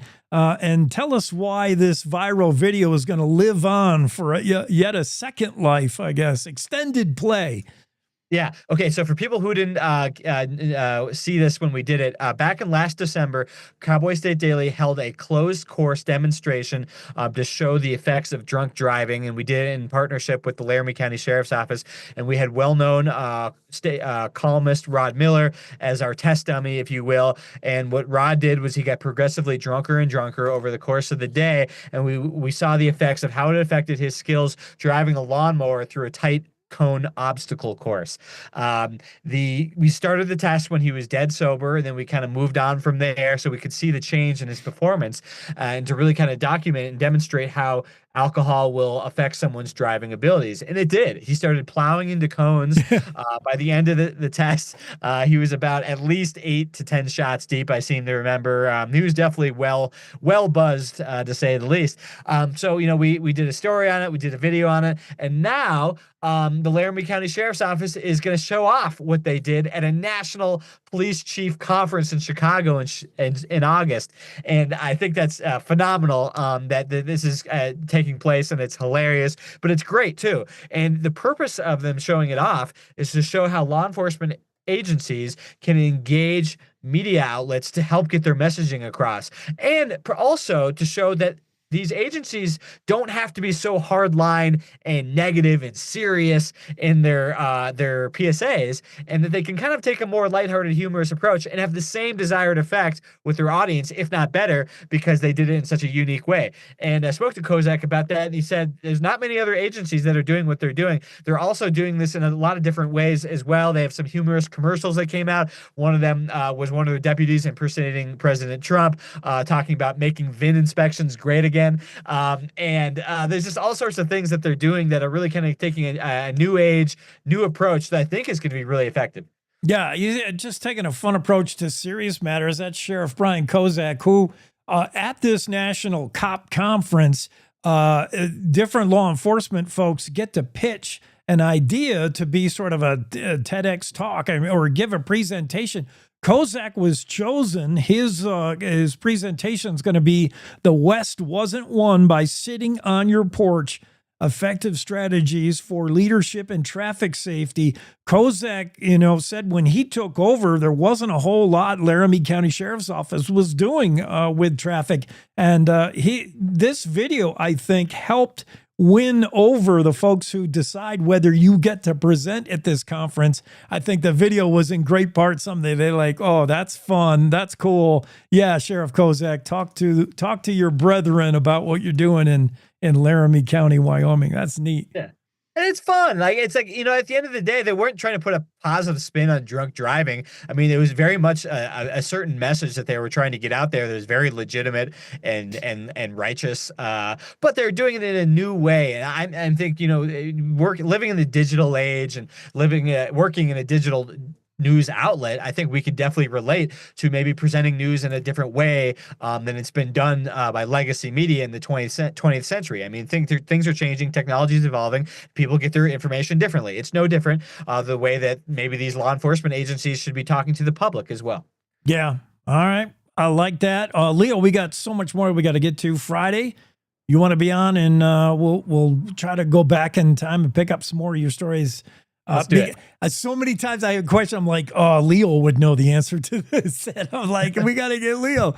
All right. Pop in Friday and we will catch up with you. That's all right. Cowboy State Daily's Leo Wolfson. Thanks, buddy.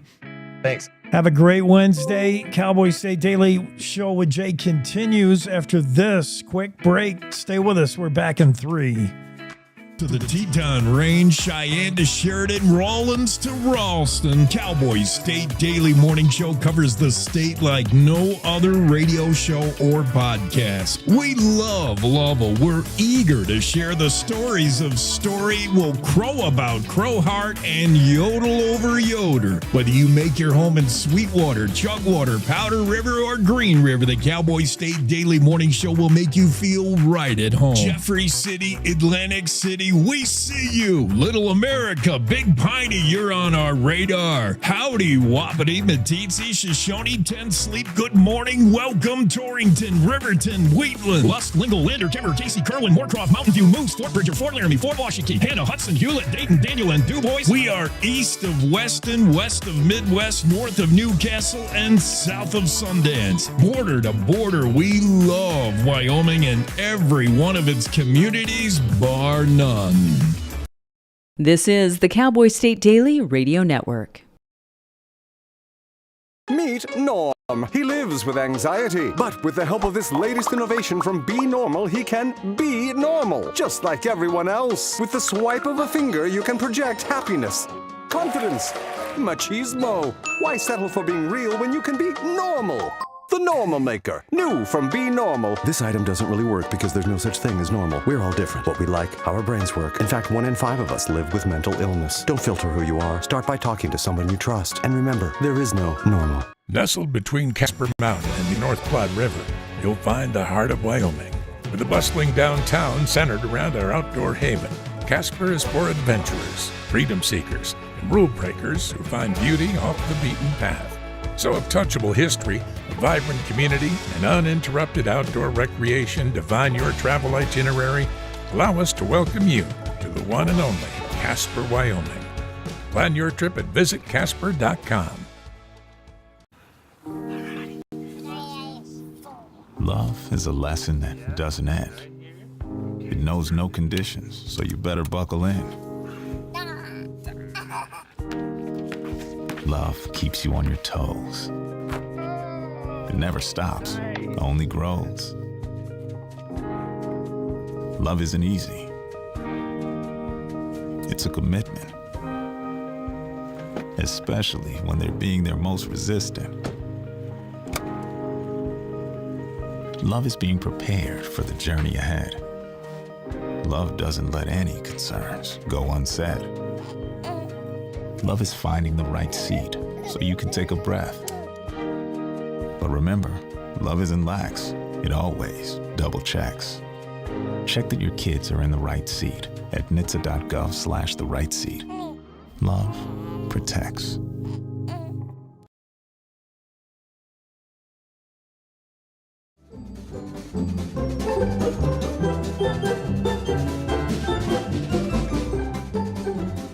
Yeah, we're getting confirmation from our listeners that it's not just me. It's not me, it's you. It's not you, it's me.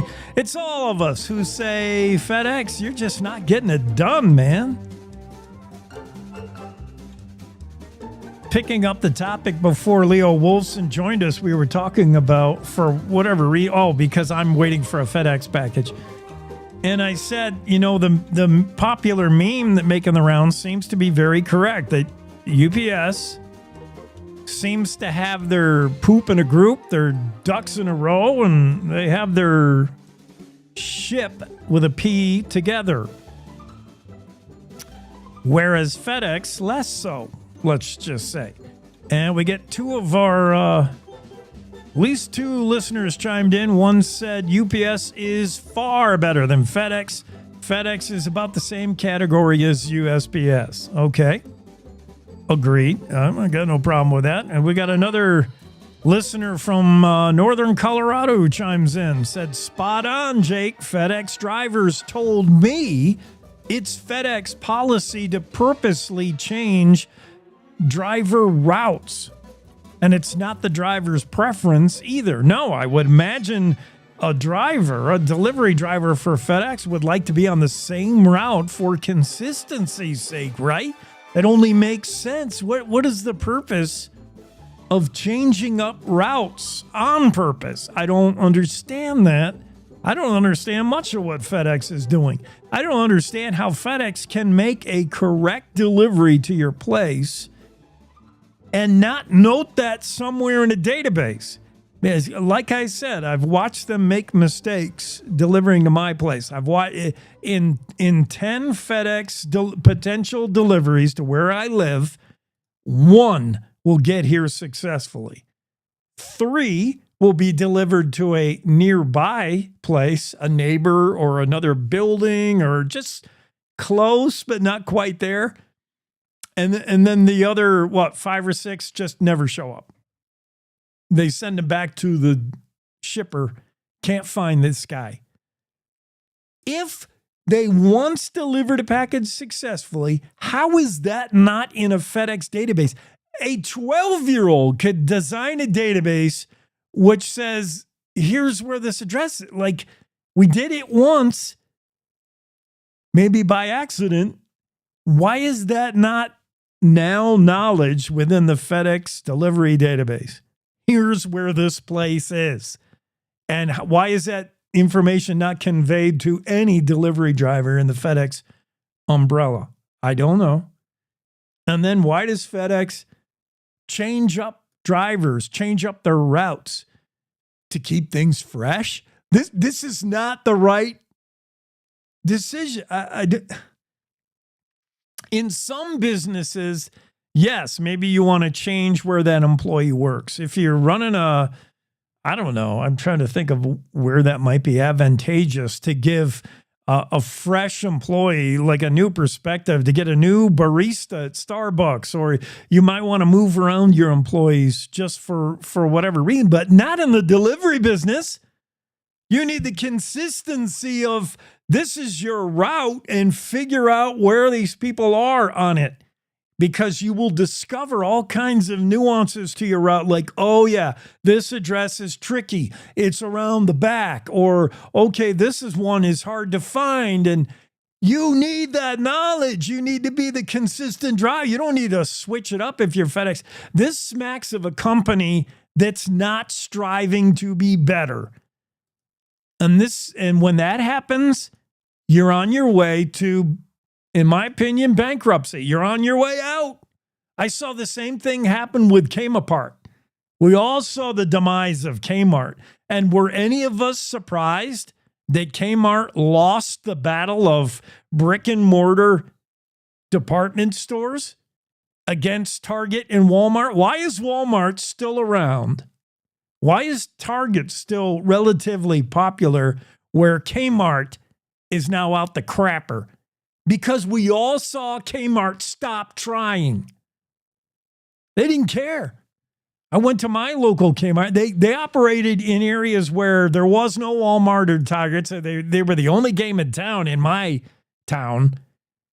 So they took that approach. Oh, believe me, they acted like they were the only game, and they didn't care. I remember going to the Kmart when it used to be here, and it's gone now. It's now a Target, as it's happening all across America. Goodbye Kmart, because they stopped trying.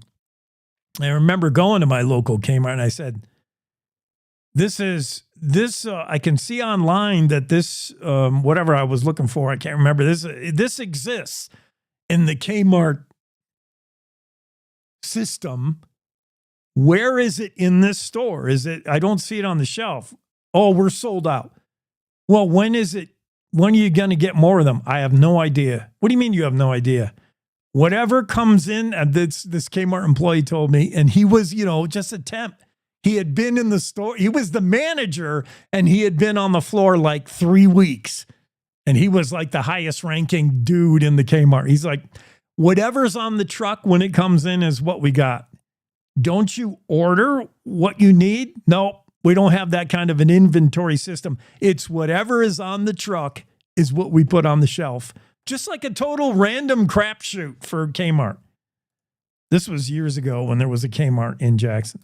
So, I mean, that was evidence to me. If that's how hard you're trying, Kmart, you're not going to be around long. See ya.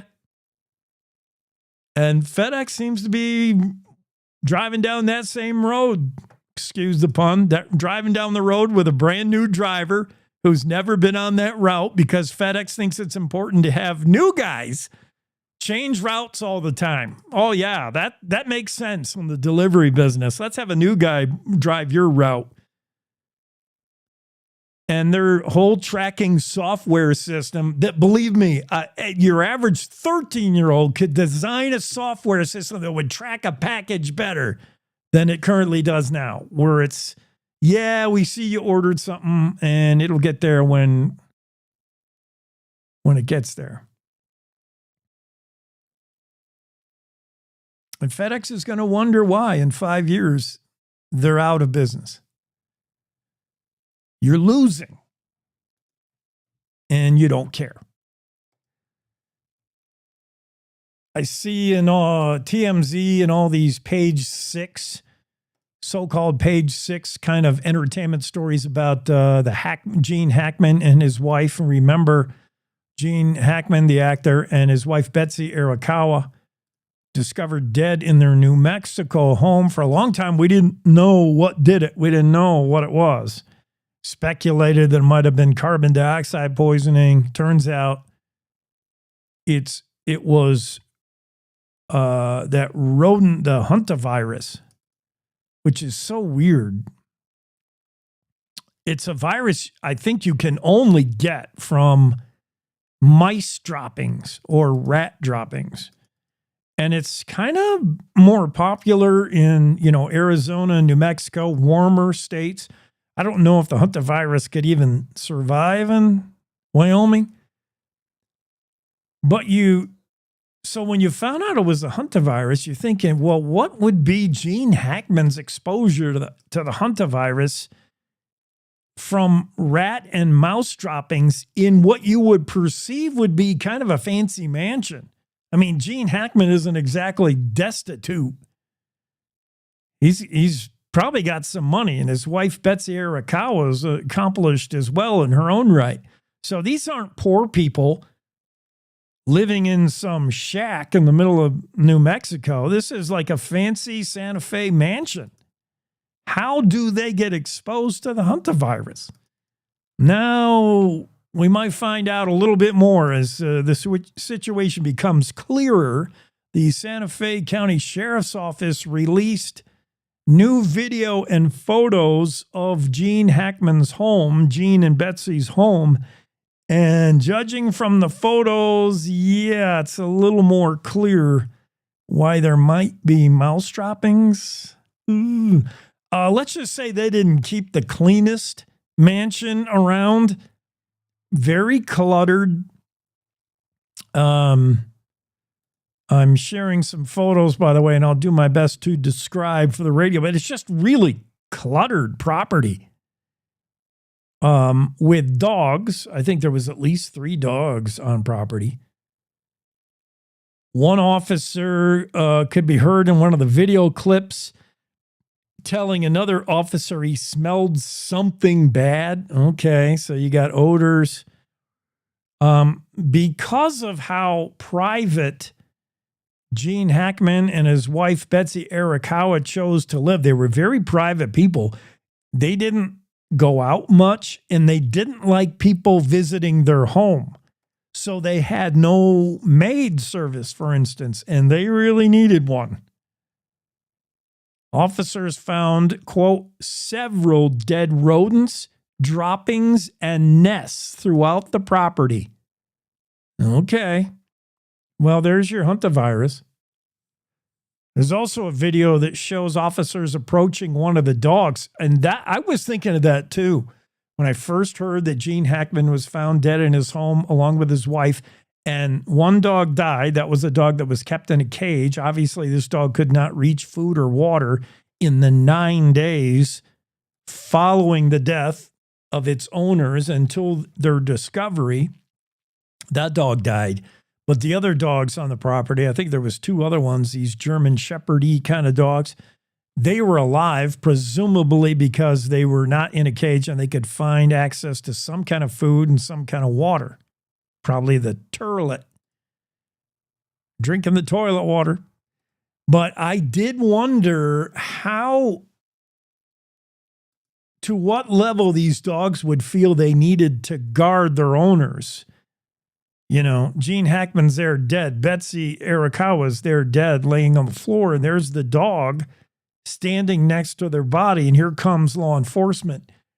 I would imagine that in one of the videos shared by Santa Fe County Sheriff's Office shows, I didn't watch it, but I think it shows one of the dogs like being sort of aggressive, showing teeth, etc.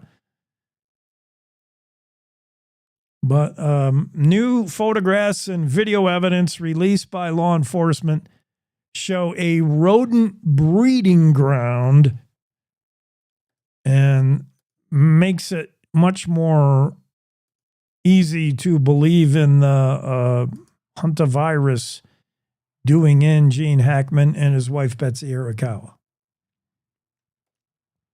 Be hard to shift gears from that story, but we're going to try. In part because of tariffs and the fact that some of the parts needed for the iPhone will be tariffed now to the degree that some folks are saying the new iPhones are going to be costing a lot more. And in particular, this new iPhone Fold, which I'm interested in. I have an iPhone. What about you folks? You rocking the iPhone? And one thing, if I had to make a negative on the iPhone, is I miss the flip phone. I miss the whole tactile experience of flipping the phone open, probably because I grew up with Star Trek, and that's the communicator, right? Totally. Like when the flip phone came out, mobile phone, and it became accessible and affordable for all of us, it was the flip phone. Like I would have a flip phone before the BlackBerry or whatever it was, the Blueberry. You know, I didn't want the BlackBerry. I wanted the flip phone because it was like Captain Kirk. Yeah, Scotty. Yeah, Bones. Yeah. Is there any sign of life down there? Boop, boop, boop, boop. The flipping of the phone was the funnest part about making a call. It's probably why nobody uses their phone to call anybody anymore, because that feature is gone. Now it's just like a really small iPad. And I don't like it as much. And plus, I end up breaking it more. I smash it because the screen's always exposed. And I always wonder, like, do you put it face down or face up? You put it face down and the screen's like getting scratched up by the surface that you put it face down on. I want to go back to the flip phone. So this new iPhone Fold is basically a return to the flip phone. It's coming back, y'all. The iPhone Fold Not yet available. In fact, we don't even know what it's going to look like. I'm sharing a photo now, a render. It's a rendering of what the iPhone Fold could look like. Nobody knows. Apple insiders say it's presumably going to be this phone that has a hinge and it flips, but it doesn't flip the way the old flip phones. It'll flip sideways. And if you're enjoying the visual, you'll get an idea of what I'm talking about. It's expected to open sideways like a book. Like your phone will open like a book rather than the flip from the top. But either way, I'm interested in a phone that closes and opens, only because I seem to break the screen and crack the screen when it's always exposed. And I like the idea, I like the action of flipping it open. Bloop. Comes with sound effect. Right? What is the sound of the phone opening that Star Trek used to do? Bloop, bloop. And then, Kirk would talk to one of those red shirted security guys who would be the first ones to get killed. Once they stood on the transporter beam and they were wearing a red shirt, and I don't remember ever seeing them on an episode of Star Trek, I'd be like, that guy, dead man walking. That guy's gone. He'd be killed before the first commercial. We're beaming down to a new planet with possible hostile aliens. Let's get Kirk, Spock, the Doctor, and you, random guy in a red shirt. Well, guess who's going to get killed by the alien monster? The dude in the red shirt. Within 5 minutes. Anyway, it was the flip phone. The flip phone reminds me of the communicator on Star Trek, which is why I want one. But I don't know if I want one this bad.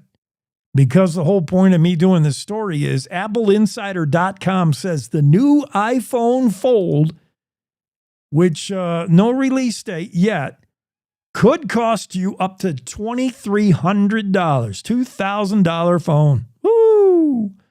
The iPhone Fold, long rumored smartphone Apple has been reportedly working on for years, could cost, when it ships, up to $2,300 retail. My goodness, for a phone.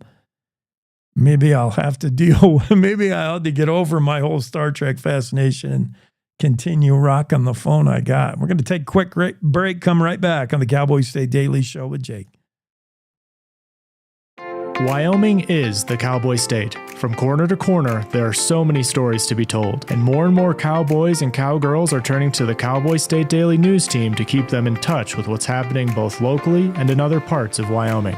I'm Riley Strand, videographer and production assistant for Cowboy State Daily Video News. We're proud to bring the most important stories to our viewers every day. The stories that start conversations, the stories that make us laugh, the stories that make us think. Our experienced journalists at Cowboy State Daily are crisscrossing the state every day, talking to those who know the news best. Every day, host Wendy Core and I talk to the reporters who are covering the topics, issues, and people that are important to Wyomingites. And in our daily newscast, we bring you those stories. Tune into the Cowboy State Daily video newscast every morning, only on cowboystatedaily.com. You're listening to the Cowboy State Daily Radio Network. Wyoming is a place of unlimited potential, a place that inspires us to dream. Since 2014, Wyo Lotto has given back over $180 million to our great state through transfers, winnings, commissions, and more. Dollars that have gone directly into your cities, towns, and counties. Dollars that have changed lives and set dreams in motion. Thank you, Wyoming, for a legendary 10 years. We can't wait to dream up what's next. Year after year, we continue to serve new neighbors across our state. For over 40 years, our trust and wealth management services have grown our roots in Casper. And now we're excited to have offices in 3 Wyoming cities. We're here to help you achieve your financial goals and provide the kind of service that you expect from a Wyoming business. Because at Hilltop Bank, community means Wyoming. One more time before you wake up in the wild. In your eyes, see a flower slowly dying. Together with the Nature Conservancy, you have the power to make a difference. For unspoiled nature, for beautiful wildlife, and for people everywhere. Together, we can find a way to ensure that all life on Earth can thrive. Oh, in the wild, you're gonna make it. The moonlight is here to take you. Our natural world needs us now. Every day, we lose more lands, waters, and the wild species that depend on them. To learn more, visit nature.org today.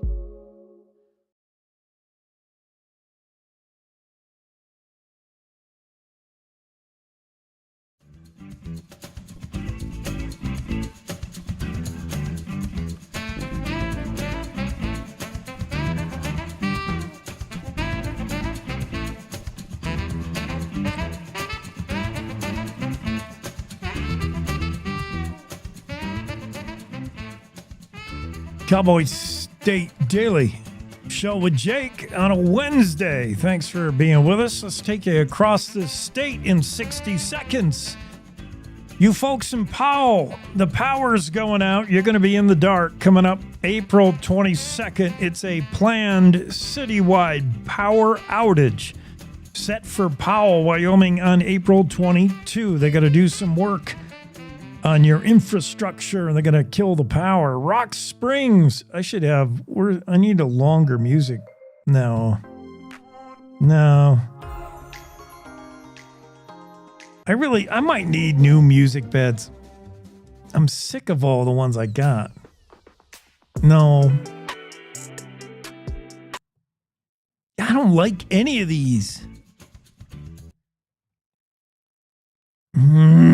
Yeah, I'm going to download some new ones. I'm so sick of my music. How about this one? It's not really upbeat enough. Nope. Oh, okay, this might be all right. Let's go to Gillette. Around the state in 60 seconds, maybe around the state in 5 minutes. Let's go to Rock Springs. After multiple attempts and several years, residents in Rock Springs can now count their chickens before they're hatched. Yes, the Rock Springs City Council voted recently in a close vote, 5-4, to approve an ordinance allowing city residents to keep chickens in their backyard. Chickens coming to Rock Springs.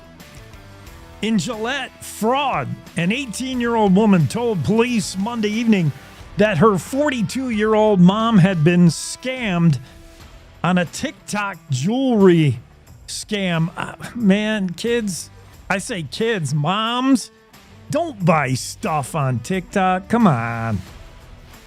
This business based in Texas selling jewelry on TikTok. I didn't even know you could transact over TikTok. I thought it was only invented so bee-stung lip models could show you what they were wearing tonight. Or kids could dance to the latest music played at a faster rate. That's all I ever see on TikTok is teenagers dancing. I didn't know you could buy jewelry, and I certainly wouldn't trust any company selling me jewelry on TikTok. But in Gillette, an 18-year-old told police her mom fell victim. $800 she's out after she bought jewelry on TikTok. Police looked into it, find out the business was deleted, no longer accessible through the app. This Texas business, police deputy chief Brent Wasson looked into it and found he called a number associated with the business that was no longer connected.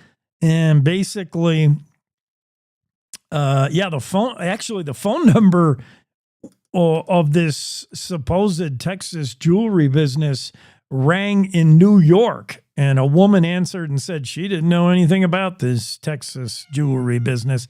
Don't buy stuff over TikTok. Come on. Be smart. What else is going on? The rudest countries in the world as ranked by big global travel. The United States is in there. Some folks don't find us really nice. U.S. makes the rankings on the rudest countries listed by their lack of hospitality. Top 50 were rated. I could guess France is in there. The French are not exactly welcoming, especially if you, A, don't speak French, or even worse, B, if you try to speak French and do it wrong. The French are not the nicest people. They were in the top 10. I was a little surprised by some of the countries I found. Portugal's in there, Indonesia, New Zealand. Comes in ranked number 37. Canada, ranked 36. They're also on the list. Japan, kind of middle of the pack. Sweden, I'm surprised they make the list of the rudest countries. I wouldn't expect that. The U.S. is in there, I think. North Korea. North Korea comes in at only number 28. North Korea. I mean, you can't even visit North Korea without special permit of His Majesty. I guess once you get in, it's considered not that rude. Once you get in, getting in can't be very easy. China, number 15 in the list of top 50. The UK, 13, rudest. Wow, Russia's considered rude. France is at number 11. I would have thought it'd be higher for France. Kuwait, some of the Middle Eastern countries, definitely. And that's just a mix of culture. They don't smile a lot in the Middle East, I'll tell you that. Kuwait comes in at number 9. United Arab Emirates, popular place for the rich to play ground in. They come in at number 8, rudest. Bolivia, number 5. Latvia, number 4. Iran, where tourists are likely to have a body part chopped off if they don't like you. They come in at number 3. I would say that classifies as rude if you get your hands chopped off in Iran.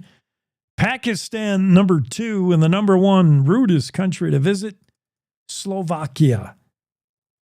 Although the writers of big global travel say it's not necessarily Slovakians are rude. They just, by culture, they're not a, super happy, shiny, smiley people. They just sort of keep to themselves real private-like. Okay. I don't want that one either. Yeah, I got to play my way out of here because we're out of time. Thank you so much for making this a part of your Wednesday Cowboy State Daily Show. Got to wrap it up. We'll be on again tomorrow. See you same place, same time tomorrow. For now, have a super great Wednesday. I'm Jake, and we're the Cowboy State Daily Show.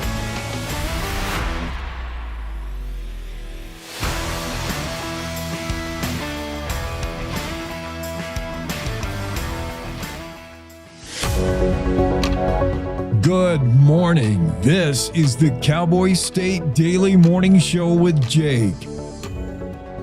The new way Wyoming wakes up.